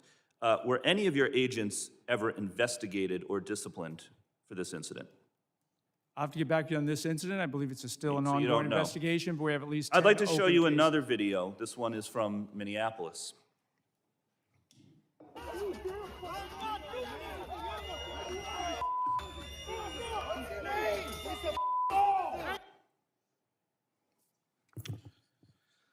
So as you can see, the agent sprayed pepper spray at close range directly into the face of an individual who had already been pinned to the ground by 3 other agents. And there's a picture of this behind me to give you a better view. Is this proper procedure for the use of pepper spray? I cannot comment on that because you're only showing one piece, and that subject Has is this clearly agent not been compliant. investigated? But this is not the intended use of this weapon, correct? The intended use is to try to avoid escalating. It's to de-escalate All the right. situation. And Well, get he was the already pinned to the individual to ground by 3 comply. other agents. I think he had been de-escalated. Is there any investigation into this agent for doing this? I'll get back to you. There are several open investigations. All right, listen, there has been no accountability in your agency under the Trump administration. None. Your agency has repeatedly been caught on tape using unnecessary violence against civilians, and you can't even tell me if any of these agents have been investigated or disciplined. You are supposed to be making people safer, and instead, your agents are being unnecessarily violent. And that is why the Trump administration has lost the trust of the American people on immigration. Understand, it's not just the actions of the agents in the field, it is the lack of accountability from the top that has caused public trust to erode. And there need to be major reforms before we vote to give any of you any more funding. Your agencies need to act like other law enforcement agencies. Take off the masks, wear badge numbers, enforce discipline with real standards of conduct. But accountability starts at the top. Kristi Noem is completely unfit and should be removed from office. And all of the operations that we just watched were overseen by Commander Gregory Bavino, who himself engaged in excessive use of force. He even admitted that he lied to a federal judge when when he claimed he had been hit by a rock prior to throwing a tear gas canister at a crowd of civilians. But then after the footage came out, and that turned out to be not true, he admitted that he had lied about it. Mr. Scott, what disciplinary action do you plan to take against Mr. Bavino? I cannot comment on personnel actions on any. Is there an investigation underway or being considered into Mr. Bavino? Every allegation and every use of force is fully investigated. Well, within please DHS. investigate him. It goes through a review You need board. to and then start enforcing discipline. in your Gentleman's time agency. has expired. I now recognize the gentleman from Alabama, Mr. Strong, for 5 minutes of questions. Thank you, Chairman Garbarino, Ranking Member Thompson, and thank you to all our witnesses for being here today. Let me start with the simple facts. The border is now closed. Fentanyl poisonings are down by more than 35%. I thank each of you for your service to our country. I remember in April of 23 when then Secretary Mayorkas testified before this very committee that the U.S. border was, and I quote, secure, close quote, and not open. At the same time, under his leadership, illegal alien population surged to over 11 million. They were coming from more than 160 different countries as migrants were released into our country by the millions. That's what the Biden administration, in concert with Secretary Alejandro Mayorkas, did to America. They sold America out. The consequences of their failures were predictable. When the United States failed to enforce its border, the winners are not legal immigrants or American communities. It's the cartels, drug smugglers, human traffickers, and violent criminals. We didn't need new laws to stop this crisis. We needed a president willing to enforce the laws already on the books. President Trump did exactly that. Another promise made, another promise kept. And today, the number of illegal aliens being released into our country is zero. Zero. That's what it took a president to make the hard decisions. And America is better because of it.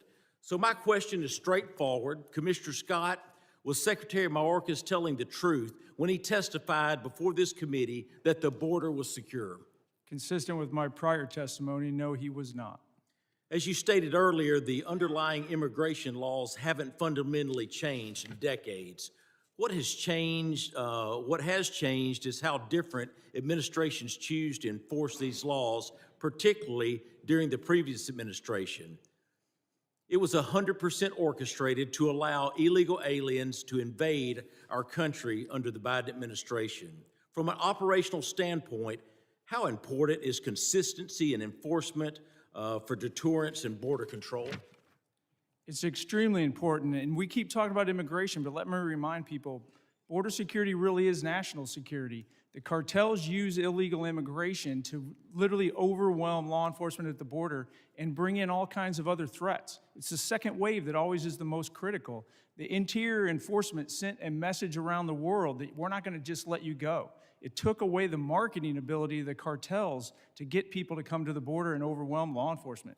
This all works together. It's critically important because it is national security. Thank you, Commissioner. The men and women of DHS deserve our respect and the ability to do their job effectively without mixed signals from Washington. I also want to be clear, I support the men and women who work every day to secure our borders and enforce federal immigration laws. But lately, we've seen growing strain on political rhetoric that goes beyond policy disagreement and targets the legitimacy of law enforcement itself. Rhetoric that puts a target on the backs of agents doing their jobs.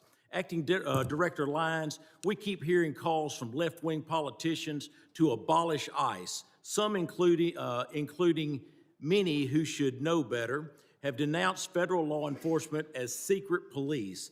How would you respond to these reckless attacks? Sir, I can speak from personal experience, having served multiple administrations, that the men and women of ICE are out there every day doing the law as it's written. What are the consequences of not enforcing federal immigration laws? Sir, if you look at what ICE has done, if you look at the amount of, as I said earlier, the amount of known and suspected terrorists that we removed from the country, we arrested 1,477 this year and removed 1,480. Just that impact alone, along with the 7,800 gang members, makes a significant impact on public safety and national security. Thank you. Turning to you, Director Edlow, the U.S. Citizenship and Immigration Service plays a role in administering legal immigration and protecting the integrity of the system. When immigration enforcement is undermined or treated as illegitimate, how does that affect USCIS's ability to manage lawful pathways, prevent fraud, and maintain public confidence in the legal immigration process? It makes it absolutely impossible, Congressman, and that's why we've done everything we can to administer that system now and to not cut corners that were previously cut during the last administration.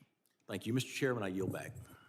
The gentleman yields back. I now recognize the gentleman from New York, Mr. Goldman. 5 minutes of questions. Thank you, Mr. Chairman. Mr. Lyons, what guidance have you given to your agents about asking people walking on the streets of America to show proof of citizenship? Sir, as I stated earlier, the men and women of ICE, deportation officers, special agents, we conduct targeted intelligence-driven operation. We don't walk around on the streets asking people about their American citizenship. Really? So all of those individual American citizens who have been randomly asked are lying. Is that what you're saying? Sir, if the men and women of ICE are conducting an investigation, whether it be for Title VIII immigration enforcement or Title 18 criminal enforcement, they'll ask someone their nationality. Right, but that's not targeted because they're asking all sorts of American citizens, including off-duty law enforcement. Now, have you directed at any point your agents under the Supreme Court's racial profiling ruling to only stop non-white people and those who look like immigrants to ask for their citizenship papers? No, sir, I haven't. Now, you are aware, of course, and there's well-documented, numerous well-documented instances of people, American citizens, being asked to show and prove their citizenship. Do you know what other regimes in the 20th century required similar proof of citizenship? Yes, sir. What? Sir, there was various nefarious regimes that did that. Is Nazi Germany one? Yes, but I... Is the Soviet Union one? I honestly... Sir, I'm asking the questions. Is the Soviet Union one? Yes, sir, but I totally... This is the wrong type of questioning you No, should be asking me. I'll tell you what the wrong type But of actually, thing sir, is. Sir, is it's the my Holocaust time. Museum is down Reclaiming at my 14th time, and sir. Independence. If you want to go see Reclaiming my Nazism, time, that's what Mr. it is. Chairman. It's not the men and women of ICE that are out there doing it every day. So to say that the men and women of ICE are Mr. Chairman, I'm reclaiming my time. I would like my wrong. time back, please. Please give me another 15 seconds because he was unnecessarily speaking. You said in your opening statement that references to ICE as the Gestapo or the secret police encourages threats against ICE agents. 100%. The problem is you have it backwards, sir. People are simply making valid observations about your tactics, which are un-American and outright fascist. So I have a simple suggestion. If you don't want to be called a fascist regime or secret police, then stop acting like one. But people are simply just observing what they are seeing. And that's why people are making those comments. Now, I was a prosecutor for 10 years, prosecuted mob bosses, organized crime, violent criminals, the actual worst of the worst. Not a single criminal law enforcement agent that I worked with wore a mask to conceal their identity. But your department, which is a civil law enforcement agency, is defending the use of masks by your agents because of a so-called rise in threats and assaults against your officer. Now, you said in your opening testimony that assaults against ICE officers are up by more than 1,400%, which is now even more than the 1,300% that your gaslighting spokesperson, Tricia from Ohio, has recently been citing. But here's the problem.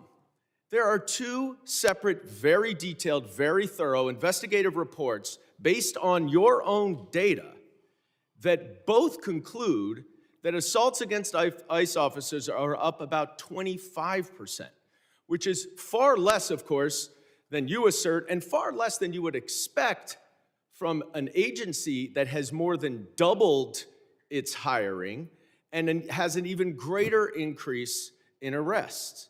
Now, why is that a problem, Mr. Lyons? It's a problem because the explanation that your agents are wearing masks because of fear of assaults or doxing is outright bogus. You and your untrained, unqualified, unvetted, unidentified agents are intentionally terrorizing our cities and communities all over this country to avoid accountability for their excessive force and their lawless actions. That is why you're wearing masks, so no one can hold you accountable, and you know that the FBI is not going to, because notwithstanding all of the investigations all of you say are going on, the Department of Justice and the FBI has stated they are not investigating those two murders. This is not the America that I know and love. This is not the America my immigrants came to. And it's long past time that you rein in your out-of-control agency and start following the law and the Constitution, and I yield back. Gentleman's time has expired. I now recognize the gentleman from Arizona, Mr. Crane, for 5 minutes of questions. Thank you, Mr. Chairman. It's interesting being in this hearing today, where my Democrat colleagues continue to demonize ICE and Homeland Security. I think history and context are very important here. It's not lost on most of the American public that my Democrat colleagues actually caused this entire crisis with their open border policies that they all voted for, letting in close to 15 million illegal aliens. I also want to go through real quick some numbers of ICE deportations with other presidents who I believe both you, Mr. Scott, and you, Mr. Lyons, have worked for. Under President Clinton, 12 million illegal aliens were deported and removed from this country, some voluntary, some departures. No riots. Under President Bush, 2 million, no riots. Obama, who was often referred to as the deporter-in-chief, 5 million, including returns, no riots. President Trump in his first term, 2 million deported, no riots. President Biden, 4 million, including expulsions, varying by estimates, no riots. President Trump again this year, 625,000 with 2 million voluntary leaving through CBP Homeland. Mr. Scott, can you explain why these other presidents that you work for, both Democrat and Republican, have deported far more people than this president and we've seen no riots? I would say it has a lot to do about rhetoric and misleading the American public about what's really going on and how important border security really is to this nation. Let's talk also about my Democrat colleagues and something they also supported, and that's these sanctuary cities. I think that's very important, and I don't think a lot of Americans really understand these sanctuary cities. Mr. Scott, Mr. Lyons, is it true that you would rather send your officers into a jail to get some of these illegal alien criminals? Is it safer for your agents and also the illegal alien criminal if your officers are able to go into a jail instead of having to go out and find them on the street? Mr. Lyons, I'll start with you. Yes, sir, it would be. You wouldn't see the amount of law enforcement officers involved in immigration operations. Right. How about you, Mr. Scott? I 100% agree with the director, and just as importantly, it would allow me to put more agents back on the border to prevent people from getting in here in the first place. Let's also talk about these riots.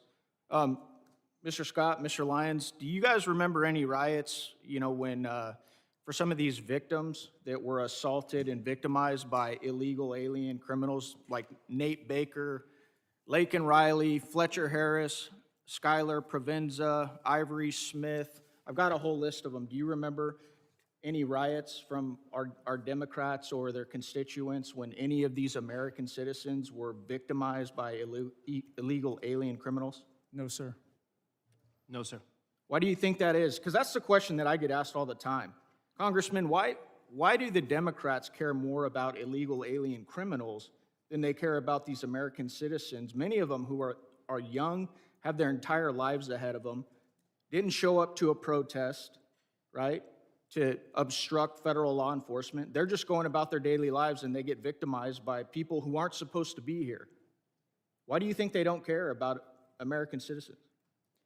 I cannot speculate, but when I look at the chaos that it creates and the corrosive nature that it creates, I go beyond the politics of the United States and I look at our nation-state adversaries like Iran, Russia, and China, and their influence on social media to keep this negative discourse going.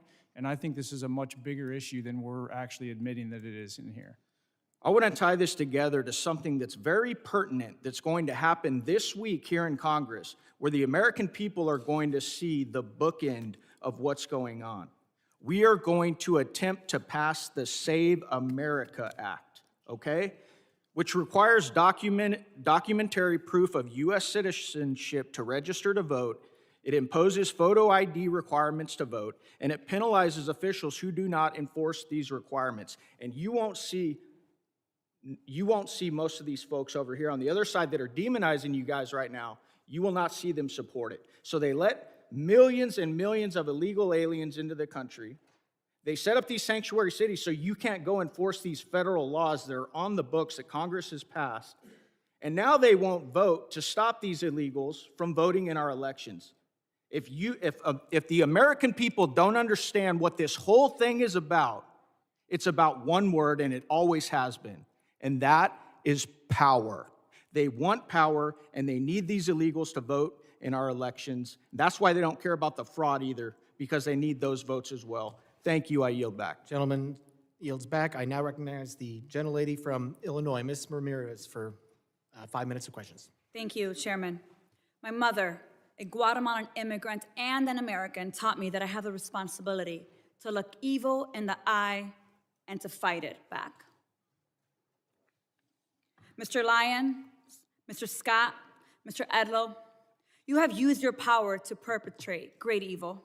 And it's about time you answer this committee for the lawlessness that you've empowered and defended in your testimony.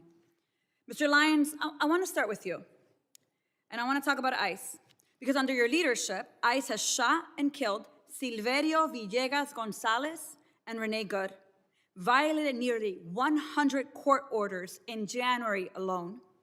You've used banned chokeholds in more than 40 cases, engaged in warrantless arrests despite of a consent decree, and you used children as bait to put 3,800 children in detention. You created traps for people at immigration court who were following the law and doing it the legal way. And you broke the law by entering into people's homes without a judicial warrant in violation of the Fourth Amendment. Now, let's talk about you, Mr. Scott, and CBP next. Under your leadership, CBP has attempted to execute Marimar Martinez, shooting her 5 times and not releasing the footage that you should release so that we can see the evidence, murdered Alex Preddy, used chemical agents dozens of times in Chicago after a judge ordered you to stop, conducted warrantless surveillance and racial profiling, and acted with total disrespect and disregard for the law while engaging in roving patrols, plate switching, dangerous traffic maneuvers, and observer intimidation. Again, criminals act with that total disregard for the law, and we continue to see it. You would both have us talk about respect for your mission and your agents, but your agencies are unaccountable, paramilitary forces, and I have just as much respect for you as I do for the last white men who put on masks to terrorize communities of color. I have no respect for the inheritors of the Klan Hood and the Slave Patrol. Those activities were immoral then and criminal, and so are yours. And that brings me to you, Mr. Edlow, and USCIS. Truly, USCIS is the most disappointing part of this whole panel for me. Mr. Edlow, let me ask you a question. Is USCIS's mission to uphold America's promise as a nation of welcome and possibility with fairness, integrity, and respect for all we serve? Yes or no? Is that the mission?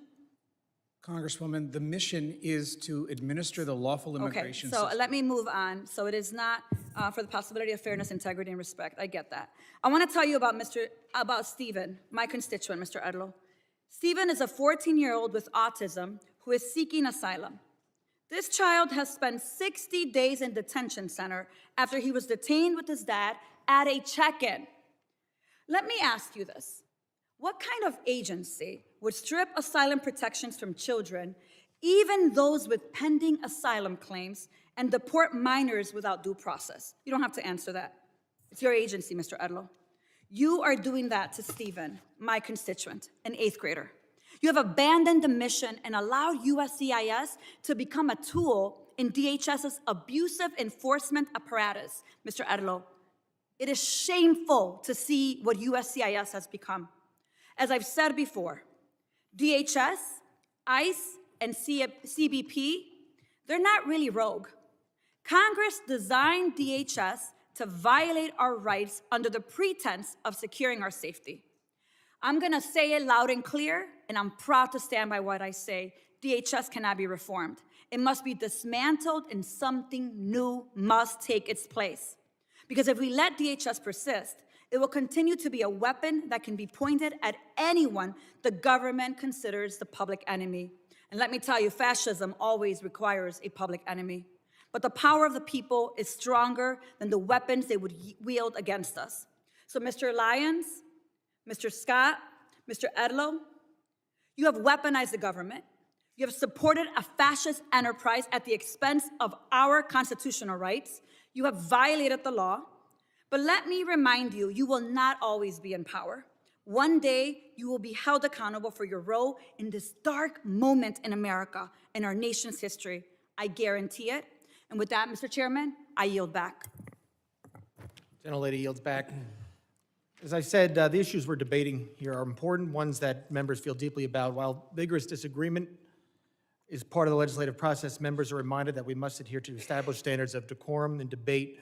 Witnesses are here today voluntarily, and I will continue to remind members that while oversight is important, aggressively attacking witnesses personally is inappropriate and not in keeping with the best traditions of our committee. And I now recognize the gentleman from Oklahoma, Mr. Burkeen, for 5 minutes of questions. Thank you, Mr. Chairman. Thank you to the witnesses. I want to start with a display over my shoulders. And this is something that is not specific only to Oklahoma. This is something that every member of this committee, if you will go to the DHS website, every constituent of every member of Congress, if you're curious of really the dark days, I want you to go to the DHS website and I want you to look at those not far from where you live, moms and dads, the arrest of illegal aliens who were preying on minors. Just because of a really intentional act by Kate Bryan on my staff to go a couple of weeks ago and look just in eastern Oklahoma, on the right side of me here. Just in eastern Oklahoma, I represent almost all the entirety of eastern Oklahoma. These are just the individuals, heinous acts, to include those with children. And yet I want to read you in a wider, to my left over here, what is happening in the state of Oklahoma. This person was picked up. Angel Nick, sexual exploitation of a minor. Renton Andrew, molestation of a minor. Chan Truding, child fondling. Feliciano Garcia, enticement of a minor. Caetano Lopez, statutory rape. Erasmo Avila, rape and lewd acts with a minor.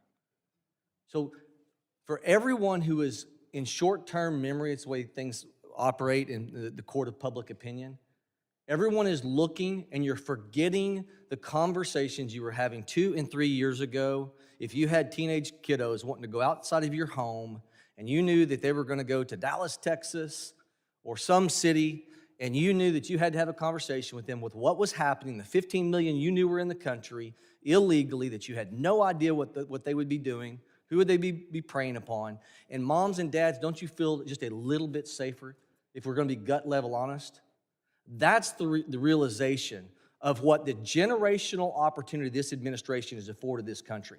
It's the ability to feel safe over the madness of opening the border for that 4-year period that allowed 15 million people. You don't know where they came from. You don't know their background. You don't know their history. And this that is occurring right now is designed to make sure we have law and order in this country. If you do not have law and order, you don't have prosperity. So to all those who are second-guessing the reactionary moments, to the law enforcement who have to respond in real time, the quarterback who's questioned Monday morning because he's facing the 300-pound defensive lineman, it's easy to do that. But law enforcement walks out of their home every day and is faced with life or death questions. And we have to understand they are the ones who are affording us the opportunity for our children to feel safe against these that are in your backyard. It's not just in the north. It's not just in Minneapolis. It's not just in Minnesota. They're in every state in the country. Go to the Department of Homeland Security website and Google your area and look at who's being picked up in your backyard. That's how we recenter this conversation to truth. I want your children protected. I am grateful for this president who wants your children protected and an administration. The same playbook is happening now to create chaos and take your eye off the real goal, which is to secure our communities, to get back to a place of safety. Mr. Lyons, can you describe, because of not allowing these people to stay in jails, these sanctuary cities are letting them go, thousands released from jail because they will not cooperate with ICE. And when ICE tries to execute a detainer, ask them to hold a criminal illegal alien for potential deportation, how is this compared with other non-sanctuary city regions in the country? Sir, it's night and day. With the jurisdictions that we do have cooperation, we're able to take that individual in a safe, secure environment. Not only is it a safe, secure environment for the officers and agents, but it's also for the individual and the community, because we only need 1 to 2 officers to make that arrest, where now we're historically 5 or 6. We need up to 15. From what you've seen in terms of protest in Minnesota and elsewhere, do you get the sense these agitators are trying to provoke your agents into reactions? Yes, sir. Can you expound upon that? We've seen multiple times, and unfortunately, we saw like the shooting in Dallas, where agitated groups use apps to identify the location of ICE officers, sometimes prior to even the law enforcement action begins, and sometimes using those apps put the officers, and as well as other federal agencies and local agencies with them, in danger because it exposes the fact of where a law enforcement operation is happening. Mr. Scott, can you describe how the 300,000 children, the UACs, unaccompanied minors, that we're trying to find them, how these protests are stopping us from being able to recover those? Gentleman will respond in writing to that question. I now recognize the gentleman from New York, Mr. Kennedy, for 5 minutes. Thank you. Mr. Lyons, your written testimony today does not make one single mention of Renee Nicole Good or Alex Preddy. Not one. 2 American citizens have been murdered at the hands of your agency, and you have deliberately chosen under oath before Congress to ignore these tragedies. And so today, in my 5 minutes, I look forward to getting the American people some answers and some accountability that I believe they deserve. Mr. Lyons, I have some simple yes or no questions. Do you believe the U.S. Constitution provides due process for everyone in this country? Yes. Do you believe American citizens have the right to protest freely without being assaulted or killed by our government?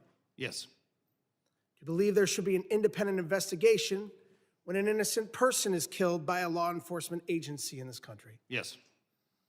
Do you believe your agency has a legal obligation to follow court orders?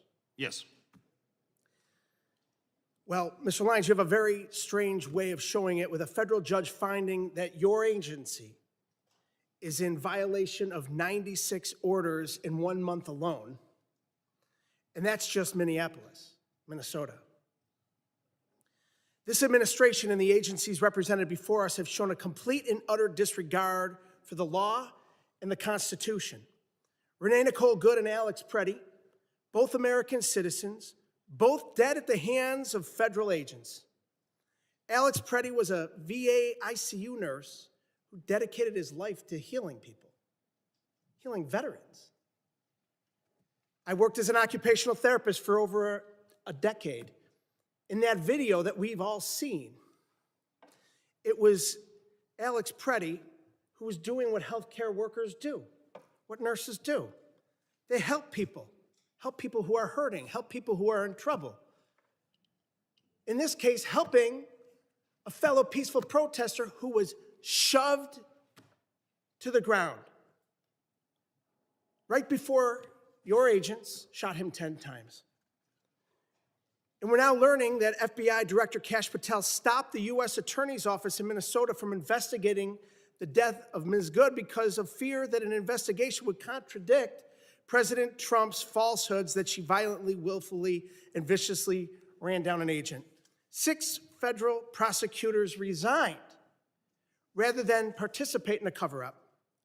Kristi Noem, Stephen Miller, and you, Mr. Lyons, have appointed yourselves judge, jury, and executioner, allowing American citizens to be gunned down in our streets with impunity. We all know the president is a liar. He's sold snake oil his entire life, but he can't tell us and the American people that we did not see with our own eyes what we saw in that video. 2 Americans shot dead in cold blood. The American people aren't stupid like he thinks we are. The fact that our government murders American citizens, lies about it, and then refuses to investigate or seek justice is beyond abhorrent. It's un-American. Mr. Lyons, in America, we shouldn't have secret police. We shouldn't have masked government agents executing citizens in the streets. The Constitution does not give your agency the right to hide their faces while they kill Americans. Will you commit, yes or no, to immediately unmasking every agent conducting immigration enforcement and requiring them to wear standard uniforms with identifiable badges? No. Well, that's a sad response. Your answer is completely unacceptable. People who are proud of what they do aren't hiding their identity. We're a nation of laws, and you, your boss, Secretary Noem, and Donald Trump are not above the law. The American people are angry, and they're demanding accountability and justice from those giving the orders. Mr. Lyons, yes or no, do you believe that Secretary Noem should resign? I'm not going to comment on that, sir. So you're going to look the families of Renee Nicole Good and Alex Preddy in the eye and tell them Secretary Noem should keep her job after their loved ones were killed? Sir, the loss of any life is unacceptable. In the heart, my heart, prayers and thoughts go out to anyone who tragically losing his life, especially a child, since I've suffered personal loss in my life. But I'm not going to comment on an ongoing investigation. Well, Mr. Lyons, the American people are watching. Your unwillingness to demand accountability from your own leadership speaks volumes. 2 American citizens Gentleman's are dead. time is expired. The American people deserve Gentleman's accountability. time is expired. Members are reminded that we must adhere to established standards of decorum in debate. It is a clear violation of the rules of the House to make statements that might be personally offensive to the President or the Vice President of the United States. I now recognize the gentlelady from South Carolina, Ms. Biggs, for 5 minutes of questions. Thank you, Chairman Garbarino, and thank you to our witnesses. A big thank you for what you do each and every day to secure our border and to carry out the will of the American people. You know, this Trump administration and the CBP and ICE, they've done a stellar job of securing our border. And we can just look at the numbers. They tell the facts. Crossings are down from a high of over 300,000 a month under President Biden to around 10,000 a month under President Trump. However, the lax border policies of the Democrats have flooded our country with tens of millions of illegal immigrants. This invasion was facilitated by sanctuary cities. Most cities will hand over criminal aliens with a deportation order to ICE, but sanctuary cities refuse to do so, often releasing them back into the public around our communities, our children, and making it unsafe. Cities like Minneapolis pick and choose which laws they want to enforce, and by doing that, they place our federal law enforcement in danger, forcing ICE agents to make arrests out in public, something that could be avoided if sanctuary cities simply cooperated with the federal law. At the same time, radical leftists have stirred hysteria over routine immigration enforcement, calling immigration officers the secret police and even the Gestapo. Let me be very clear. This rhetoric has consequences. Between 2024 and 2025, we saw a more than 16,000% increase in threats of assault against immigration officers, and over 8,000% spike in death threats targeting those who enforce our laws. In Minnesota alone, there have been over 60 threats and 20 assaults to ICE officers. Just think about that if you were going to work every day and had to deal with that. Sanctuary cities, they choose criminals over citizens. My bill, the Mobilizing Against Sanctuary Cities Act, would cut off every single federal dollar to any city that helps illegals instead of law enforcement. Mr. Lyons, my question is to you. Why should taxpayers fund far-left politicians who put your agents at risk? Ma'am, unfortunately, what we've seen over and over is just the fact that there's so much rhetoric out there against the work the men and women of ICE have done. Again, going back in my career, this is my second decade, multiple administrations, and it's never been like this. And the actual public safety impact that the men and women of ICE do every day is significant, and it should still be true for all 50 states. Thank you. So I want to take it a little closer to home. What's happening in my district, the 3rd District of South Carolina, it should alarm every single individual. These are real crimes committed by individuals illegally in our country, right here in our communities, confirmed by the Department of Homeland Security. We heard a little bit from my colleagues earlier. So let me just give you a few of the worst. Vehicular homicide, child cruelty and indecent exposure, armed robbery, assaulting a police officer with a weapon, and making terrorist threats. And I could go on and on. We're also seeing convictions for drug trafficking, burglary, forgery, repeated illegal re-entry, and more. And this is what I consider chaos. And it's the direct result of open border policies that put American lives at risk. But amid all of this, we're seeing true heroes step up. Our federal immigration officers are on the front lines of securing safety and prosperity for us and for our children.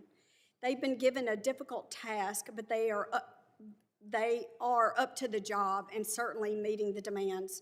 We stand behind our immigration officers and their historic mission to restore the rule of law to the United States.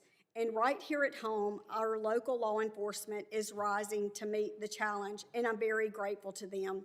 So just look at Anderson County Sheriff's Department, which you'll see in the photo behind me, which recently seized 180 pounds of cocaine. That's 180 pounds of deadly drugs that will never reach our streets, thanks to the courage and commitment. So I just want to say thank you, and I'm grateful for the job that you do. Gentlelady yields back. I now recognize the gentlelady from New Jersey, Ms. MacGyver, for 5 minutes of questions. Thank you, Mr. Chairman and Ranking Member. Mr. Lyons, as the senior official lead in ICE enforcement, much of today's scrutiny falls on you, and it should. We have seen repeatedly that Republicans, Trump administration, its DHS, and your agency will do absolutely anything to avoid answering for your actions. When I showed up to inspect Delaney Hall, a private prison that you contract with, ICE tried not to give us an oversight tour. Then, instead of taking accountability for ICE's attempts to keep us from seeing this facility's conditions to know if people's basic rights were being upheld, this administration is doing all they can to try to put me in prison for 17 years. When ICE shot and killed Renee Good, Kristi Noem called her a domestic terrorist. When Alex Preddy, you all tried to tell us he was threatening officers with a gun, but all we saw was a phone. This administration's clear lies fell apart, not because someone had a come to Jesus moment, but because we saw these murders from every angle. You are only here because public outrage has become so unavoidable. You are here, Mr. Lyons, because white people are getting shot in the face and chest when the cameras are rolling. Because now my Republican colleagues care about optics. But when Keith Porter Jr., a Black American citizen, a son, a father, and a man loved by many was killed by an off-duty ICE agent on New Year's Eve, there were no hearings. So this is for him today. In my district, Jean Wilson Brutus, a Haitian immigrant, a beloved family man, died within 24 hours of being in ICE custody. He is just one of more than 30 people who have died in ICE custody last year. This is for all of them. Every human being your rogue, out-of-control agency has hurt, hunted down, imprisoned, killed, and continue to hold hostage even after they have agreed to be deported. We know this administration doesn't care about protecting people or sparing lives. We all see so plainly what you are doing, what you have been doing to Black and brown folks, immigrants, people silenced in the shadows, now in broad daylight, to people peacefully rejecting your cruel agenda in the streets, which is their right to do. This is the despicable but predictable result of an agency that laughs at oversight, receives billions to deploy lethal force on our neighborhoods, and seems to believe that they are above the law and should be without accountability. This administration believes it can act first, explain later, or hell, never explain at all, as we see here today. You all seem to think you are the highest power who decides which people deserve dignity, protection, due process, but you are wrong. We are here for answers. We are here for accountability, and we are here because people are dying. Let me repeat that. People are dying, and you don't seem to care. So, Mr. Lyons, I've heard my colleagues ask many questions over and over again, and you cannot answer them. So let me ask you some questions that you may be able to answer. Mr. Lyons, do you consider yourself a religious man? Yes, ma'am. Oh, yes. Okay, well, how do you think Judgment Day will work for you with so much blood on your hands? I'm not going to entertain that question. Oh, ma'am. okay, of course not. Do you think you're going to hell, Mr. Lyons? I'm not going to entertain. Of course not. How many government The gentlelady will agencies- suspend. The how many- gentlelady will suspend. Chairman? A gentlelady will suspend. As I said, the issues we're debating here are important to ones that members feel deeply about. Thank you, While Chairman. vigorous disagreement is part of the legislative process, members are reminded that we must adhere to established standards of decorum and debate. The witnesses are here voluntarily, and I will continue to remind members that while oversight is important, aggressively attacking those witnesses personally is inappropriate and not in keeping with the traditions of our committee. Mr. Chairman, I'm just asking a question. You guys are always talking about religion here in the Bible. I mean, it's okay for me to ask a question, right? But let me continue on. I got your note. All right, the gentlelady may resume. Thank you so much. Let me get back to my question, Mr. Chairman. Thank you. I appreciate you. How many government agencies, Mr. Lyons, are you aware of that routinely kill American citizens and you still get funding? Ma'am, I'm not going to entertain that. Of course you're not. Exactly. Exactly. Once again, questions that you cannot answer. And that is exactly why, Mr. Chairman, and to this committee, to my colleagues, and to my colleagues across the aisle, this is exactly why we should not be funding this agency. The people are watching you. They are watching you. And this is why we need to abolish ICE. With that, I yield back. Thank you kindly. Gentlelady yields back. I now recognize the gentleman from Colorado, Mr. Evans, for 5 minutes of questions. Thank you, Mr. Chairman, Ranking Member, for this important hearing. This past year has been historic for national security thanks to the joint work between the agencies present today and our Republican colleagues. The big, beautiful bill unlocked billions of dollars to finally secure the border and deliver much-needed support for law enforcement officials who keep us safe every day, slashing things like the scourge of overdose deaths that claimed approximately 400,000 lives under the previous administration, and this is despite increasing violence against federal officers, which has been inspired by fear-mongering from the Democrats. As a soldier for 12 years, as a cop for 10 years, and as the only Latino in Colorado's delegation, it's been my long-standing position that with a secure border, we must use all available resources to target the worst of the worst, violent offenders like murderers and rapists, and so-called non-violent like drug dealers and thieves and child porn producers. Get the gangsters, not the grandmas. Director Lyons, is ICE's priority the apprehension and removal of criminal non-citizens rather than the broader population of illegally present individuals? Yes, sir. ICE's continued focus is on the criminal aliens that are in our neighborhoods. Thank you. Unfortunately, Democrats in my state in Colorado champion soft on crime sanctuary policies at the state level and in cities like Denver, which borders my district. These policies not only impede federal investigations that target cartels, gangbangers, entities like Tren de Aragua, MS-13, the Sinaloa cartel, but they also endanger our communities by releasing dangerous criminals back into the streets who continue to traffic drugs, steal cars, intimidate families, and recruit children. In fact, fentanyl overdose rates in Denver are going up in 2025.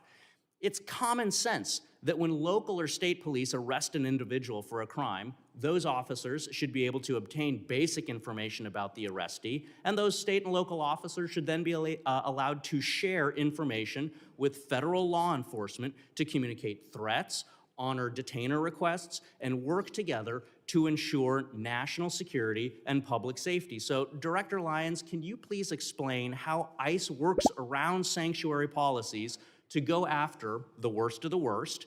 And do these sanctuary policies that release criminals back into the community increase or decrease ICE's presence in the community and the temperature of the interactions that ICE has with the community? Sir, when we deal with sanctuary jurisdictions, we do have to have more law enforcement officers in the street. Like I said earlier in my testimony, we'd much rather have the chance to take a aggravated felon, repeat DUI offender into custody at a prison, local jail, or some type of lockup environment where it's safer for my officers and for not only the individual, but that community as well. And then given the opportunity to take that person into custody before that person can reoffend. Unfortunately, as a field office director, when I ran the Boston field office, we saw too many times that we placed a detainer on a sexual assault individual who just went out later after the detainer was dropped to rape again. And that is why we need cooperation at all levels, especially the local and state. Thank you. Director Lyons, my district, 40% Hispanic. It's full of successful business owners and strong immigrant families.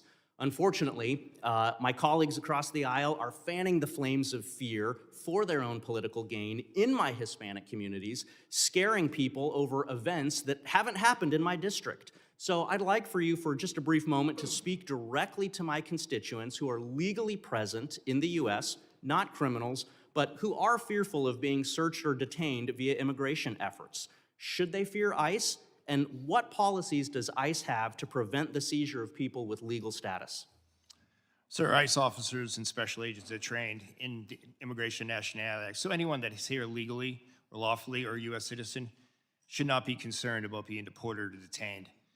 Unfortunately, many times there are individuals that are with criminal illegal aliens. And sir, as you being a former law enforcement officer, you know, you arrive on a scene, you ID everyone in that case. If we're looking for an individual and someone is here present in the country legally, then we're going to take action. We're not going to turn a blind eye no more. But someone that's in the country lawfully should not feel scared to walk down the street, drive. Thank you. Sorry, I got 23 seconds left. Have one thing that I want to ask. As a cop, if I had an arrest warrant, and there's a difference between arrest warrants and search warrants. If I had an arrest warrant for an individual and I thought they were in the house, or if I was assisting social services with a child removal, I still had to have an arrest warrant to go in the house. So I have many questions about the memo saying that you don't need a warrant to go into the house. Will you commit with me at a later date to discuss this? 100%, sir. I would look forward to sitting down and discussing that. Yield back. Gentleman yields back. I now recognize the gentlelady from Texas, Ms. Johnson, for 5 minutes of questions. Thank you, Mr. Chairman. I would like to, Mr. Lyons, I wanted to just follow up on a statement that you just made, which is that if you're here legally and lawfully, you should not worry. I think the problem is there are many, many immigrants that are here legally and lawfully that are very worried because they have been snatched off the streets. They have had their face beat in by ICE agents. They've been yanked out of their car. They've been driven around and harassed. And so that is, I think, at the end of the day, the key nut of the crux here, which is that, unfortunately, there is not just this focus on criminals and that people who are here in legal status. And for example, I have an example of this that I'd like to highlight for you. Back in October, Maher Tarabishi, a North Texas resident who was allowed to be in this country legally and was under a supervision order to check in on an annual basis since 2008, and did that because he had an adult disabled son. And so he was here working as an IT consultant and was here in legal process to take care of his adult legal son. He went to check into his appointment. It so happened to be at the time that the Dallas ICE office was closed due to the shooting. And so he was not able to check in. When he went back to check in, he was immediately snatched up and detained because he missed his appointment. That was unavoidable because the office was closed. He told everyone he was in legal status. He had been here since 2008. And he had an adult disabled son that would likely pass away if he was not released. He was not released. His son died. And then to complicate it, he was not allowed to go and attend the funeral. And he's still in detention in the Bluebonnet facility in Texas. He is not a criminal. He has no criminal history. He was here legally. That is an unacceptable outcome. And I would like to know if you are willing to review his case and help us get his release, because he should not be in the Bluebonnet detention facility under these facts. Yes, ma'am. I'm committed to reviewing that case for you. I appreciate that. The other issue that I am really very concerned about is these warrantless entries into people's homes. It is a problem that is of epic proportion. There was just recently, yesterday, circulation, a Latino family, ICE just broke into their home without a warrant. And there was an example where they arrested a man in his pajamas who had every right to be here as a US citizen, but wrongfully snatched out in the freezing cold without a warrant to do so. The problem that we're having, nobody wants to see attacks on ICE agents, sir. But this is something I have brought up in this committee time and time again, which is, unfortunately, under your leadership and under Secretary Noem's leadership, this rogue brutality that ICE agents are inflicting upon the people of this country is not being reined in. It's not being, the agents who are abusing their power are not being held accountable. I'm sure that there are many, many fine agents who are doing everything they can to exercise their duty lawfully. But the problem is there are agents who are not. And the power that they have has gone to their head, and they use that power unconstitutionally in violation of many people's direct constitutional rights. And what you're seeing in this country is the fact that your agency, it's not stopping. And rather than saying, yes, we're going to take steps to keep these people who are abusing their power and who are terrorizing citizens of this country wrongfully, that we're going to hold them accountable, rather than well, that's what we want to see. You're doubling down on that we're only going after criminals, which is in your own comments. You said that you had 397, I think that's right, 379,000 arrests, but only 8,700 of them were suspected gang members or known suspected terrorists. That's 2%. And the problem is we can't terrorize 98% of the people in this country that have been wrongfully detained for 2%. That's not how the system works, and that is not okay. And so we have to do a better job. And so what procedures are you putting in place to hold agents accountable who clearly have a hot trigger and who clearly abuse their authority because someone has a phone and a whistle? Ma'am, ICE does have the Office of Professional Responsibility. It's a robust internal investigation agency that does investigate allegations of special agent or deportation officer misconduct, and we do take everyone seriously, and we do investigate those. Well, those are not being publicly reported, and so that's where there's a huge breach of the public trust, because there does not appear to be any accountability, sir. Thank you, and I'll yield back. Gentlelady yields back. I now recognize the gentleman from Pennsylvania, Mr. McKenzie, for 5 minutes of questions. Thank you, Mr. Chairman, and I appreciate all of our testifiers being here today. Before I begin, I would like to thank all of our members of law enforcement across the country who work every day to keep our communities safe, and also to their families that sacrifice. We know that it's a challenging job, and the environment is made particularly challenging by those who want to oppose our law enforcement from carrying out their lawful duties to keep everybody in our country and our communities safe. As was discussed earlier, there are a couple areas, though, where I think it's appropriate to discuss potential reforms and the way that we can improve our government operations. DHS guidance indicates that ICE does not arrest or detain U.S. citizens. On the other hand, social media is full of reports and accusations that this is occurring. As you know, any accusation that an American citizen's rights are violated is very serious. Can you clarify, Mr. Lyons, whether this is something that it occurs, and what are the circumstances where a U.S. citizen might be detained, and what steps does ICE take to prevent mistakes? Yes, sir. I appreciate the question. Well, unfortunately, there's a misnomer that ICE is just a civil enforcement agency, and that's completely wrong. ICE enforces over 400 criminal statutes as well. Special agents, especially with the Homeland Security investigations, They're consistently out there doing human trafficking cases, drug cases, terrorism cases, and we do encounter U.S. citizens, and those who do commit federal crimes are arrested. But under Title VIII, no U.S. citizen is subject to civil immigration enforcement, and that just doesn't happen.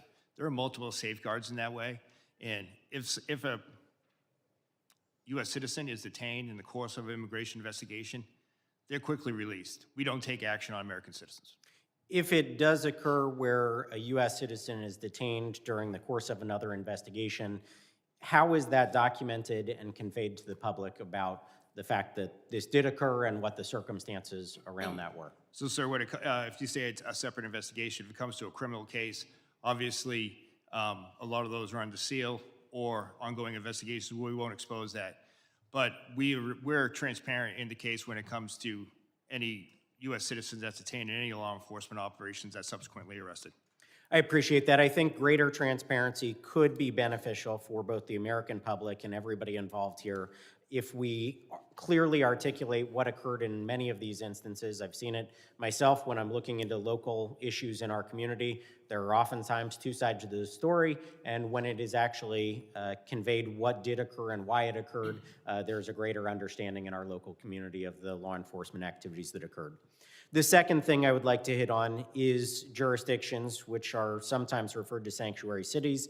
Not a clear definition, as we all know, but local authorities in our community. We have Northampton County, which does not honor ICE detainer requests for 48 hours and properly convey to ICE and law enforcement about the release of that individual, when that may occur, or even during that detainer period, allow ICE to come onto their property to make an arrest in a secure facility. Obviously, that leaves our community in a vulnerable position. In our case, members of Tren de Aragua, domestic abusers, have been released onto the street, and ICE had to stake out that location, making the arrests in an unsecure way out in the local community. From your perspective, how does this dynamic affect public safety and day-to-day operations, and where or how can we change and improve the coordination between ICE and state and local partners?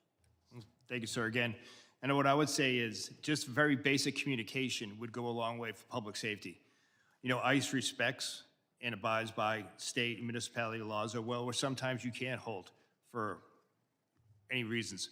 But a simple phone call to let us know that that individual is going to be released, or if that individual is released, sharing that biographical data with us will go a long way.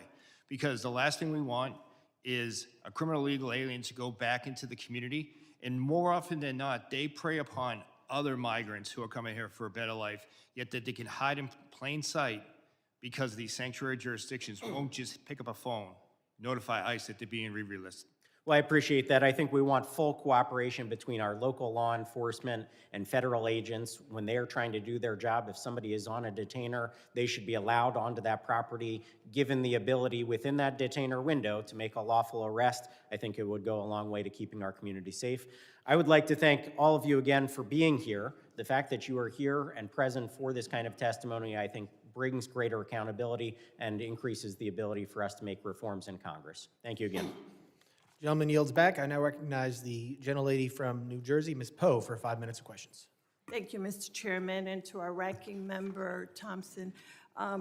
Gentlemen, thank you so very much for being here. Let me just be clear. Secretary No must step down or be impeached by the House, period. The lawlessness, the cruelty, the outright viciousness that she has created has destroyed an agency whose very mission is to protect our country.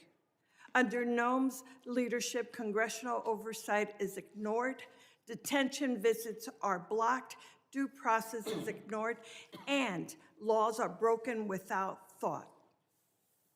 This is the first time any of you have testified before our committee. It took 2 American citizens being murdered in cold blood to get you to show up. ICE raids schools, churches, and hospitals. And let's not forget 5-year-old Liam Ramos. You used him as a bait and then detained him despite his father legally seeking asylum. Liam is the face of your cruelty. My district is one of the most ethnically diverse in America.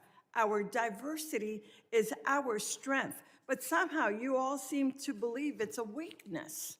Last fall, the Supreme Court greenlit ICE's ability to yank people off the street based on one thing, such as, quote, the type of work one does, speaking Spanish or speaking with an accent, and their apparent race or ethnicity. Mr. Lyons, I speak Spanish. If I wasn't wearing my member pin, would me being a Latina or speaking Spanish be enough for ICE agents to harass me or shove me into one of your unmarked cars? No, ma'am. I speak for all of us when I say that I think we know the real answer to this. These are the realities traumatizing my constituents. We know that ICE is transferring New Jersey detainees to other states like Texas, ripping them from their families and leaving them unable to challenge their detention. Mr. ICE, yes or no? I'm sorry, Mr. Lyons. Yes or no? Ma'am, I'm sorry. Will you provide us with a list of people ICE has transferred from New Jersey to other states so that I can inform their families where they are? Yes, ma'am. These are people like my constituent, Lee Cordilla, whose ICE shipped to Texas and continues to detain despite two judicial orders compelling her release. Over the weekend, Lee Cow was hospitalized for 72 hours while her family had no idea where she was at, nor the status of her condition. Mr. Lyons, would you be willing to look into this to make sure to release my constituent? Why have we failed? Why have you failed to inform her family where she was sent and the status of her condition? When will she be freed? Yes, ma'am, you have my commitment that I'll look into that. Thank you. Now soon, Mr. Lyons and all of you, my district will host the World Cup matches and hundreds of thousands of visitors will come. Visitors' confidence is plummeting and jeopardizing the World Cup. Mr. Lyon, will you commit to ensure that pausing its operations and raise at FIFA matches and other FIFA-sanctioned public events? Ma'am, ICE, specifically Homeland Security Investigations, is a key part of the overall security apparatus for the World Cup. We're dedicated to securing that operation, and we're dedicated to the security of all our participants as well as visitors. You realize that if they feel that they're going to be wrongfully incarcerated or wrongfully pulled out, that's going to hurt this entire process. I hope you realize that. Yes, ma'am, and ICE is dedicated to ensuring that everyone that visits their facilities will have a safe and secure event.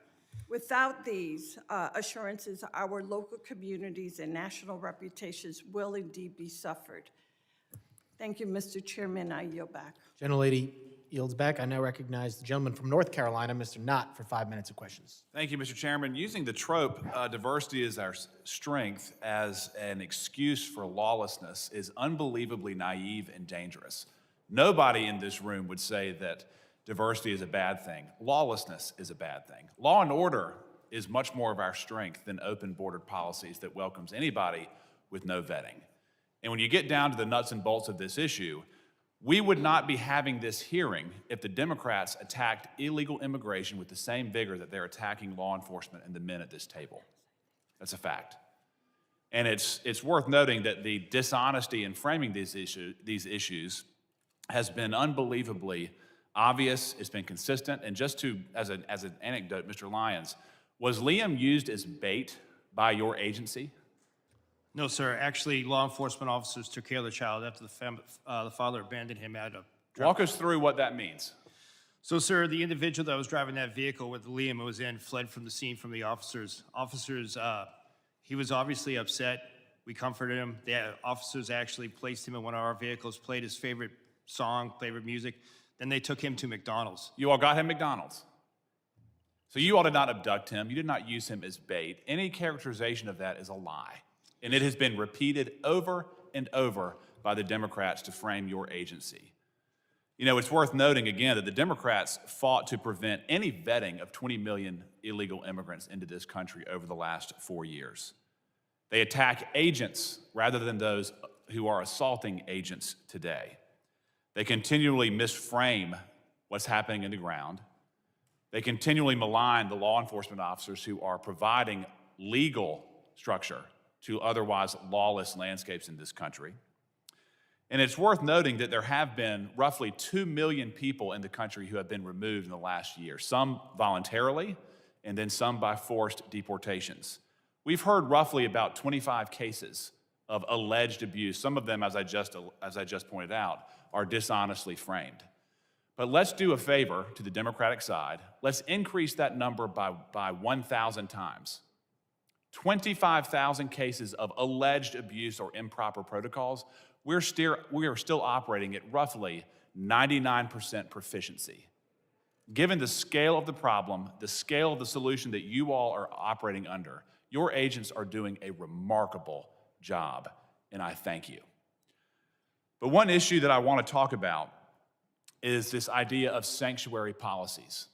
Sanctuary policies is not just a passive relinquishing effort. It's an active obstruction. Isn't that true, Mr. Lyons?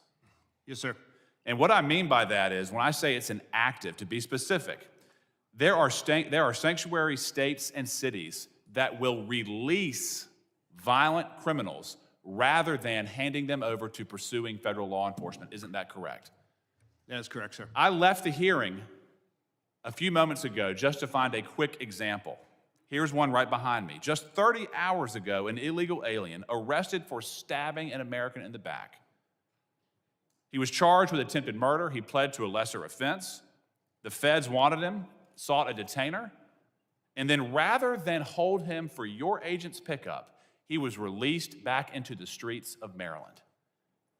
That is not an unusual action from local hostile law enforcement, is it, Mr. Lyons?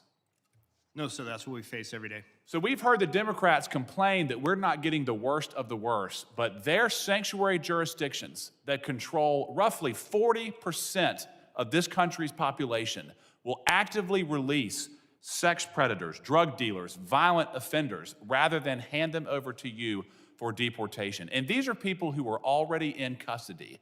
Am I correct, Mr. Lyons? Yes, sir. The individuals were already deemed a public safety threat by local or state law enforcement. And then when they get a federal detainer, they will release them on the street rather than turn them over for deportation. Yes, sir. It's disgusting. Mr. Scott, I want to talk to you briefly. I'm running out of time. How many cities does your agency operate in? We operate nationwide. Why is it that there is so much tension in Minneapolis, St. Paul right now?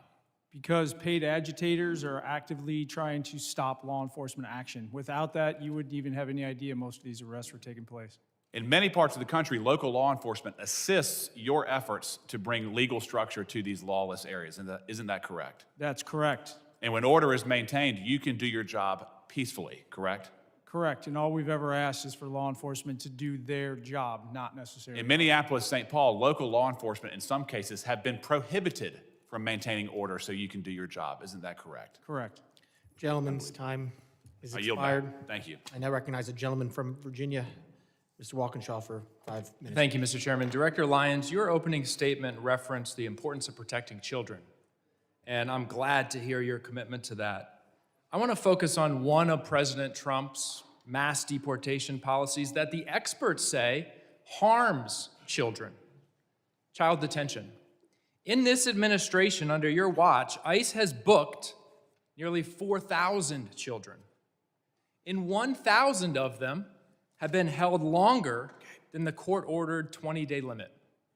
Recently, ProPublica obtained handwritten letters and drawings from children detained by ICE. These are letters from children describing what it feels like and what it does to them when the government locks them up. This is Ariana. She's 14 years old.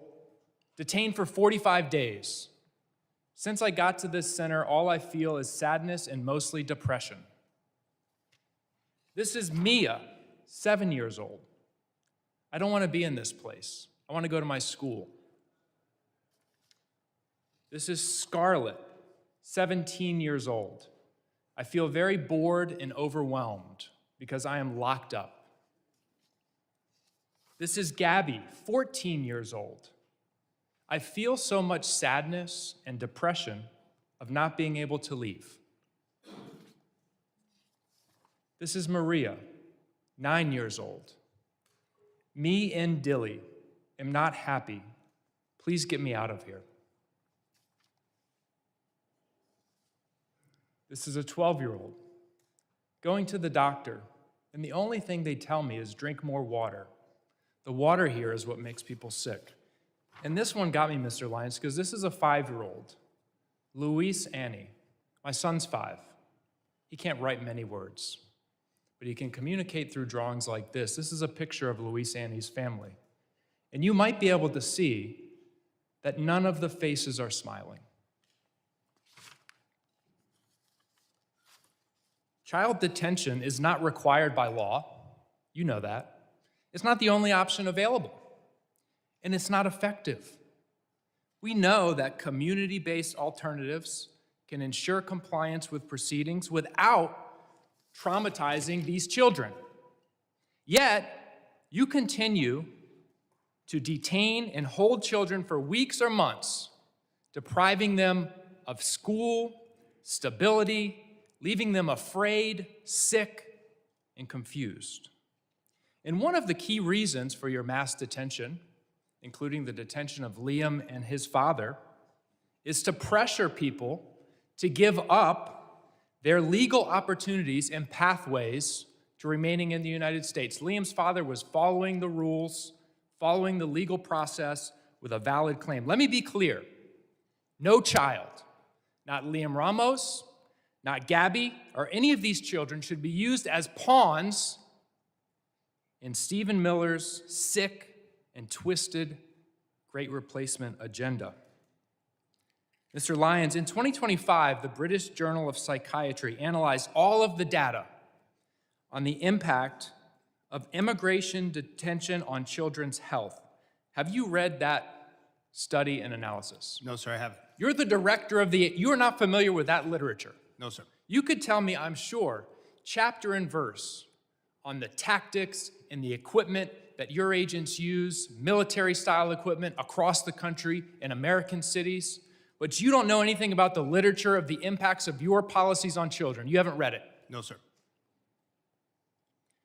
The Flores Agreement, I'm sure you know that, sets a 20-day limit on detaining children. You and the Trump administration are trying to terminate that agreement. How long would you like to hold children? 20 days, 40 days, 60 days, 100 days? What's the right number, Mr. Lyons? So we wouldn't like to hold any children. We would like to remove that family unit together safely and humanely and as quickly as possible. Thank you. Since you haven't read the literature, let me tell you what it says. Detention harms children. No period. No period. Not 20, 40, 75 days that you're holding children can be deemed safe. All detention of children has adverse impacts and is profoundly detrimental. Your policies are profoundly detrimental to children. I yield back. Gentleman yields back. I now recognize the gentleman from California, Mr. Fong, for 5 minutes of questions. Thank you, Mr. Chairman. Thank you all for those who are here testifying. I want to thank you to you and your teams and your personnel for what you do. Commissioner Scott, you mentioned in your testimony, national security cannot exist without effective border security. Couldn't agree more. Everyone on your teams are doing tremendous work under difficult conditions, and I want to thank you all. I do want to ask and dive in a little deeper as a Californian on the dangers and the consequences of these sanctuary policies. Director Lyons, I was in the state legislature in 2017 when sanctuary state policies were put in California. I opposed SB 54 because at the time, and everything has proven to be true, it was outlined that the impact on ICE and Border Patrol agents was that there would be reduced information and access, agents would be conducting higher risk enforcement operations, and that there would be operational constraints when it comes to limiting cooperation between state and local law enforcement. I wanted to get your perspective, Director Lyons, and I'll go to you, Commissioner Scott, as well.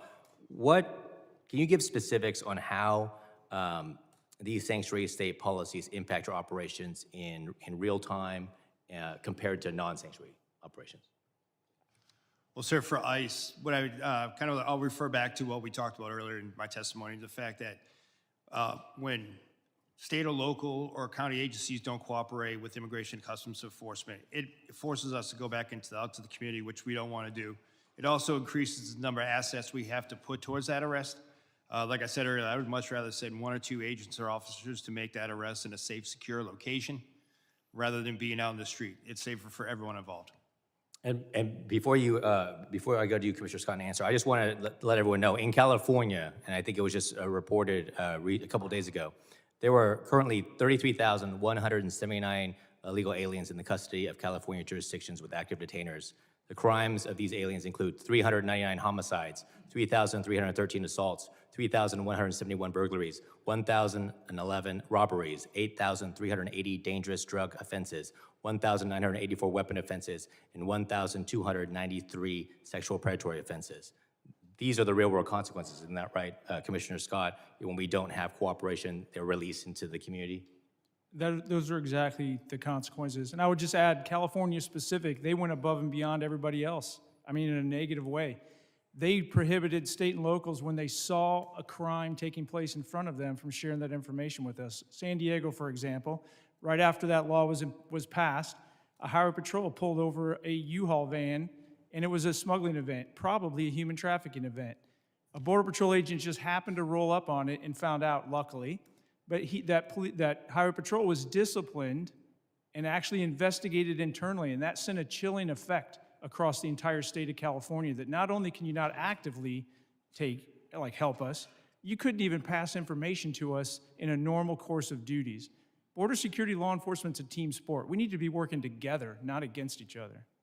Now, can you explain what would have happened, and I think you alluded to it, but what would have happened prior to that if there was local and state coordination with federal law enforcement? On a daily basis, especially along the southwest border, and let's not forget, and the coast, because we have boats coming in, when a state or local agency would see illegal activity that they could take action on, and then they saw a federal crime, they would contact us. It happened all the time, and that completely ceased to exist when SB 54 was passed.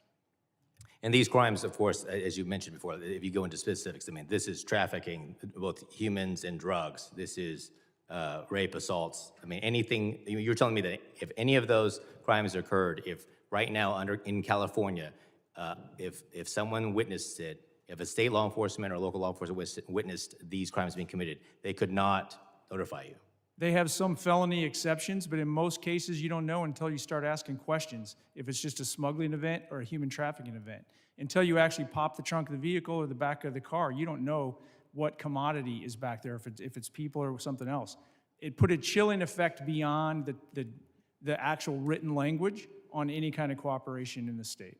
Well, I want to thank you for that. Yes, there were some exceptions when it comes to felonies, but someone who lives in California and was there for the discussion and debate, everything we warned about when it came to sanctuary state policies and the consequences to our community and the consequences to public safety, they have come true. And that is sad and unfortunate, and we need to undo those policies. So I want to thank you all for your leadership and testimony and your work. Thank you, and Mr. Chairman, now you back. Gentleman yields back. I now recognize the gentleman from Louisiana, Mr. Carter, for 5 minutes of questions. Mr. Chairman, thank you very much. And to our witnesses, thank you for being here. What we've heard today and seen play out in the streets of this nation for the past year, straight out of the Trump administration's fascist playbook. Cheat, murder, lie about it, practice the art of mass distraction. The American people are not happy about this. This administration's officials are sitting before us. 2 people are dead. I understand that there's an investigation and you cannot go into the details about that. But there certainly appears to be no shame on the part of these officials who've undoubtedly watched some of your officers conduct themselves in ways that I know you don't condone. Not as law-abiding people, right? So I got to give you the benefit of the doubt. And I can't understand why you show no shame, no contrition, no remorse for the human lives that have been lost, or for the trampling of the Constitution and the tearing apart of the moral fiber of our nation. They think, apparently, you think, apparently, you've been coached, apparently, you've been called out of the room with a forced break to be told to be more aggressive, to push back against questions. The American people saw that happen. The American people watched as you all looked at each other. Oh, I didn't ask for a break. And clearly you were called in the back to be coached. A halftime locker room pep talk. This isn't a game. These are people's lives. We should all be, you should be, your officers should be held accountable that no one is above the law. No one can evade the Constitution. No person can evade what is right, even though you think that Donald Trump will protect you, and maybe he will for now. But there will be a time that you have to answer these questions. And while you have worked on many administrations, and it's been asked, you worked on different administrations, what's different? I'll tell you what's different. The approach of how you conduct it, your search and seizure. The reason there were so many others and they were not riots was because people were not being trampled. You had trained officers who knew the art of de-escalation. They understood the rule of law. They understood the Constitution. Yet now we continue to hear lies. Last year, I took members of Congress on an oversight visit to ICE facility. We were told certain things that turned out to be patent lies. They told us things that we witnessed within moments of being there to not be true, yet we continue to hear you and some of my colleagues suggest, don't believe your eyes, don't believe your ears, just trust us. Well, the American people can see. And this notion that Democrats don't want enforcement, those are talking points that are wrong.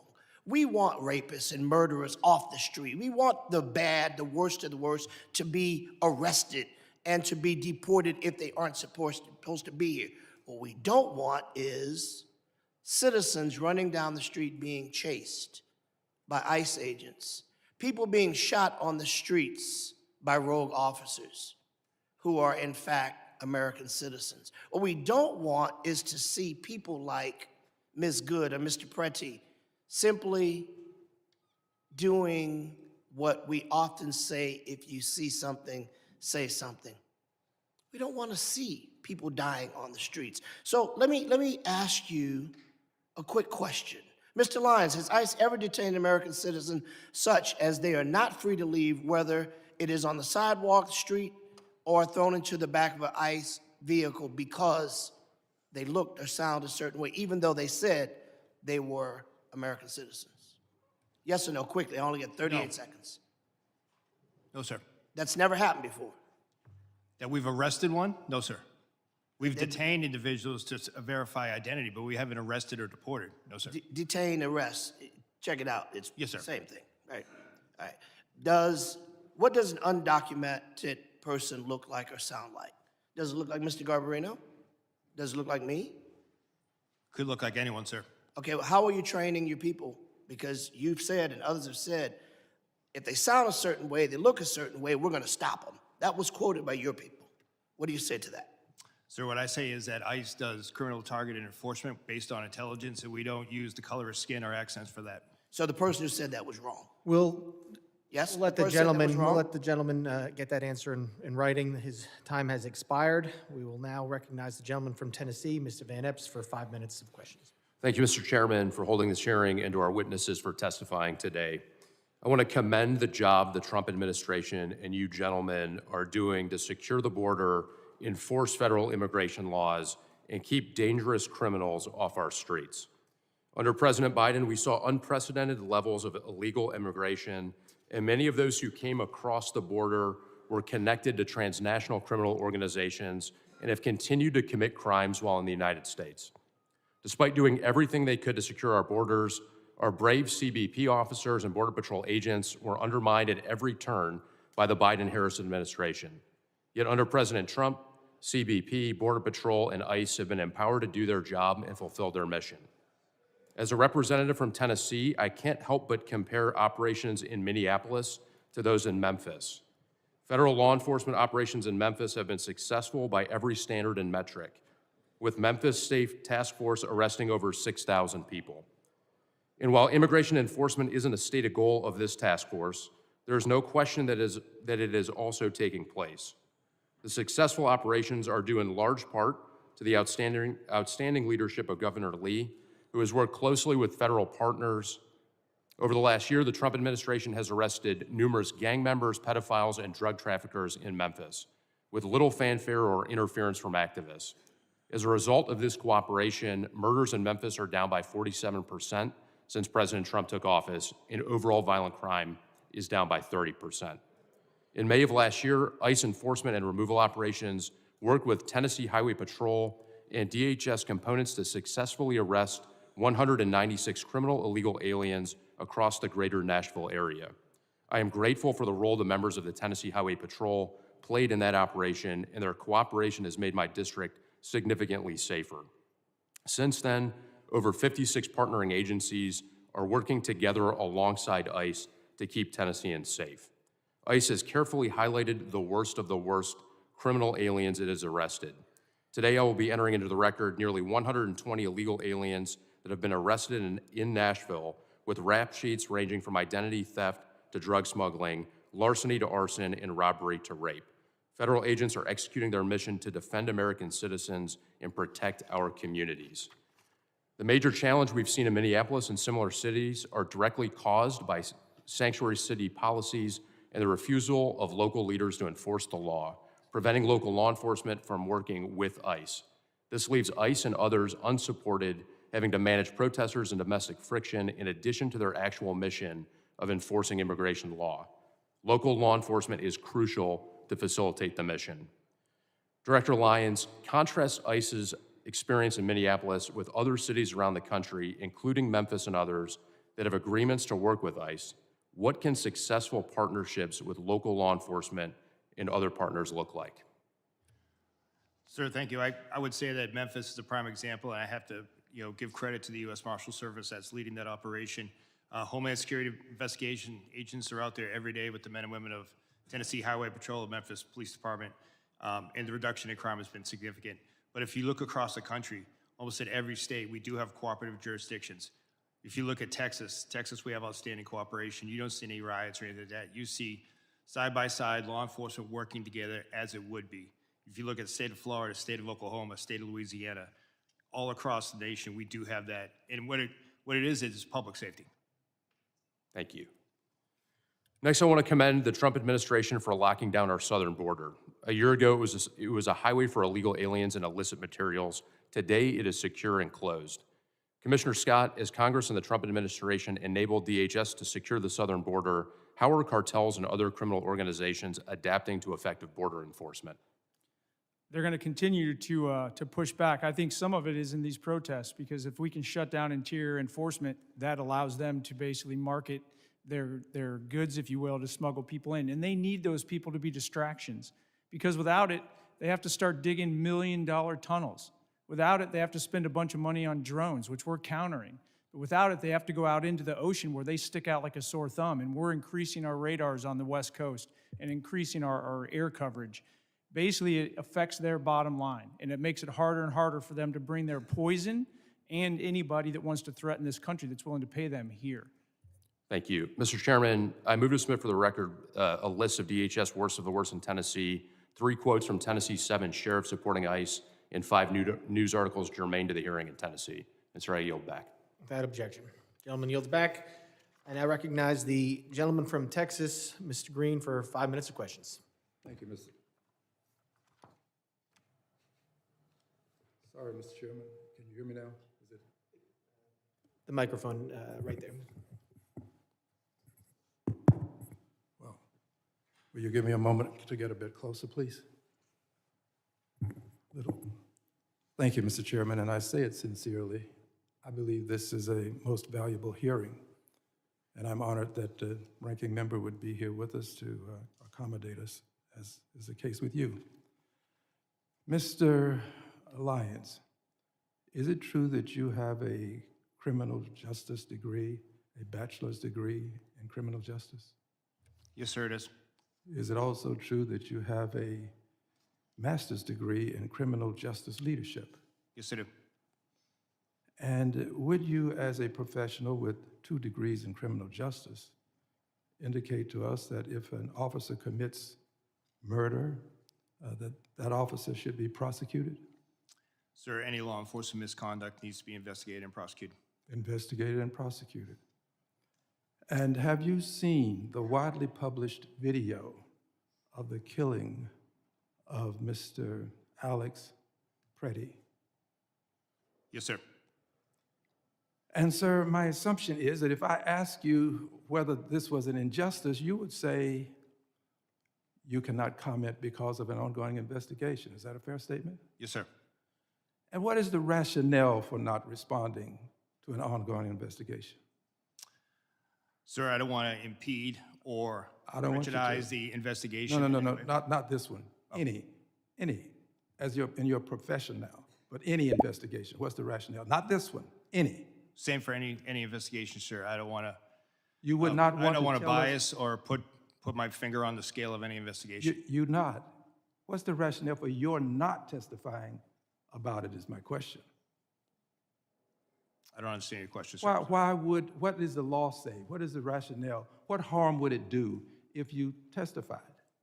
Because I don't have the full facts of the case yet, sir. Exactly, that's what I expected you to say. You don't have the full facts. Thank you. And I assume you would agree with this, Mr. Scott, is this true? Yes, sir.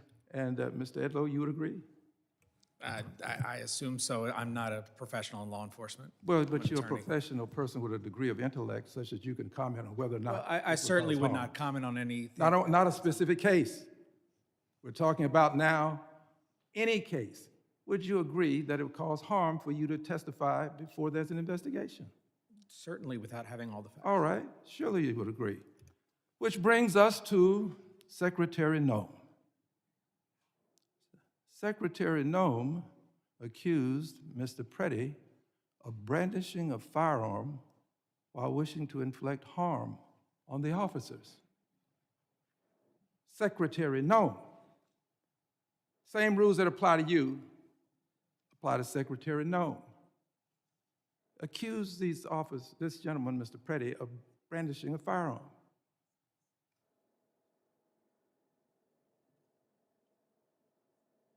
Secretary Nome doing this when she did without an investigation. We have to agree that there's not been an investigation. I don't think I have to ask you that. Not a complete investigation that we know of anyway. She did it right afterwards. Having done this, she is violating this very basic principle that you have called to our attention today. And we have to ask ourselves, why would she go so far as to say brandishing when he did not? The video will clearly show it. And she said wishing to inflict harm. Did not inflict any harm. But the secretary, without an investigation, made these comments. I'll tell you why. The secretary was in a rush to cover up, to make sure that she was protecting the officers without regard for the life that was lost. And in doing this, she was violating not only this basic moral concept, she was breaking the law. The secretary should be investigated right along with those officers who are out there engaged in this ungodly conduct. She should be investigated And in my opinion, based upon my observation, secretary should not only be investigated, the secretary should be prosecuted, right along with those officers. This man did not brandish. This man was not armed. This man did not attempt to hurt those officers. They should all be prosecuted. And you, persons associated with the Trump Gentleman's time administration, say has lock her expired. up. I say lock her up. Gentleman's time has expired. I now recognize the ranking member for UCIS. That's correct, Mr. Chair. Mr. Chairman, I ask unanimous consent to insert two statements for the record. One submitted by the Refugee Council USA and the other from the Baptist Joint Committee on Religious Liberty. Without objection. Information we believe has been. Mr. Chairman, on behalf of Ms. Ramirez, I ask unanimous consent to include in the record 3 articles. One, a Chicago Sun-Times article describing how U.S. Border Patrol has separated investigation Number so that 2, we can an get ABC 7 Chicago article that describes how ISIS warrantless arrest in Chicago has been ruled unlawful by a federal judge.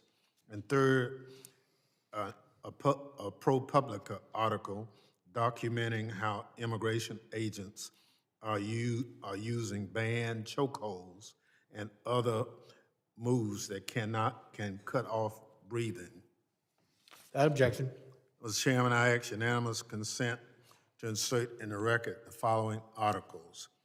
A CBS News article that states that contrary to the administration's claim, only 14% of those arrested by ICE had violent criminal records. An NPR story about a DHS memo that says ICE can enter people's home without a judicial warrant, which has alarmed members on both sides of the aisle.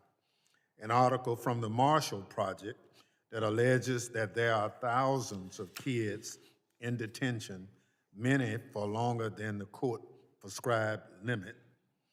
An article from the Independent about a sick 5-year-old, Lame Ramos, asking for his mom in a detention center, which rebuts testimony we heard today that ICE was taking good care of him.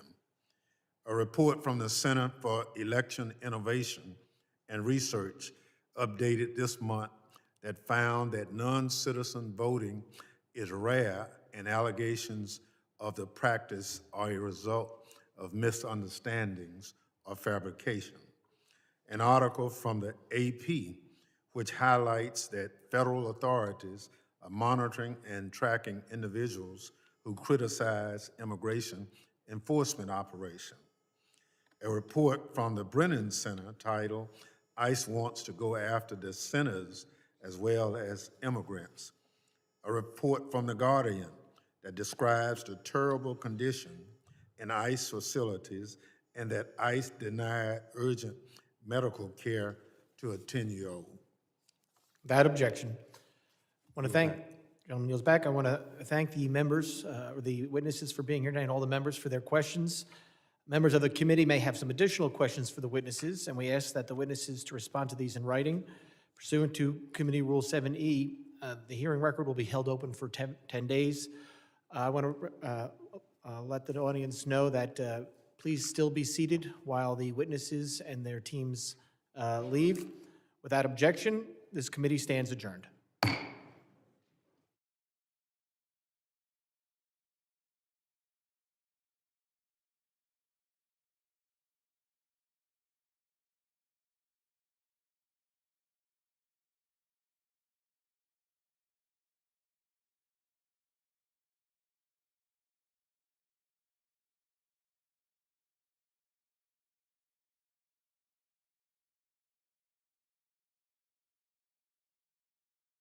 Order reports 2 of a medical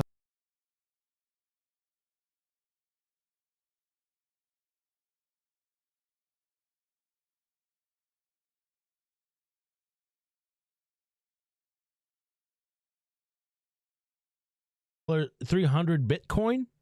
in Bitcoin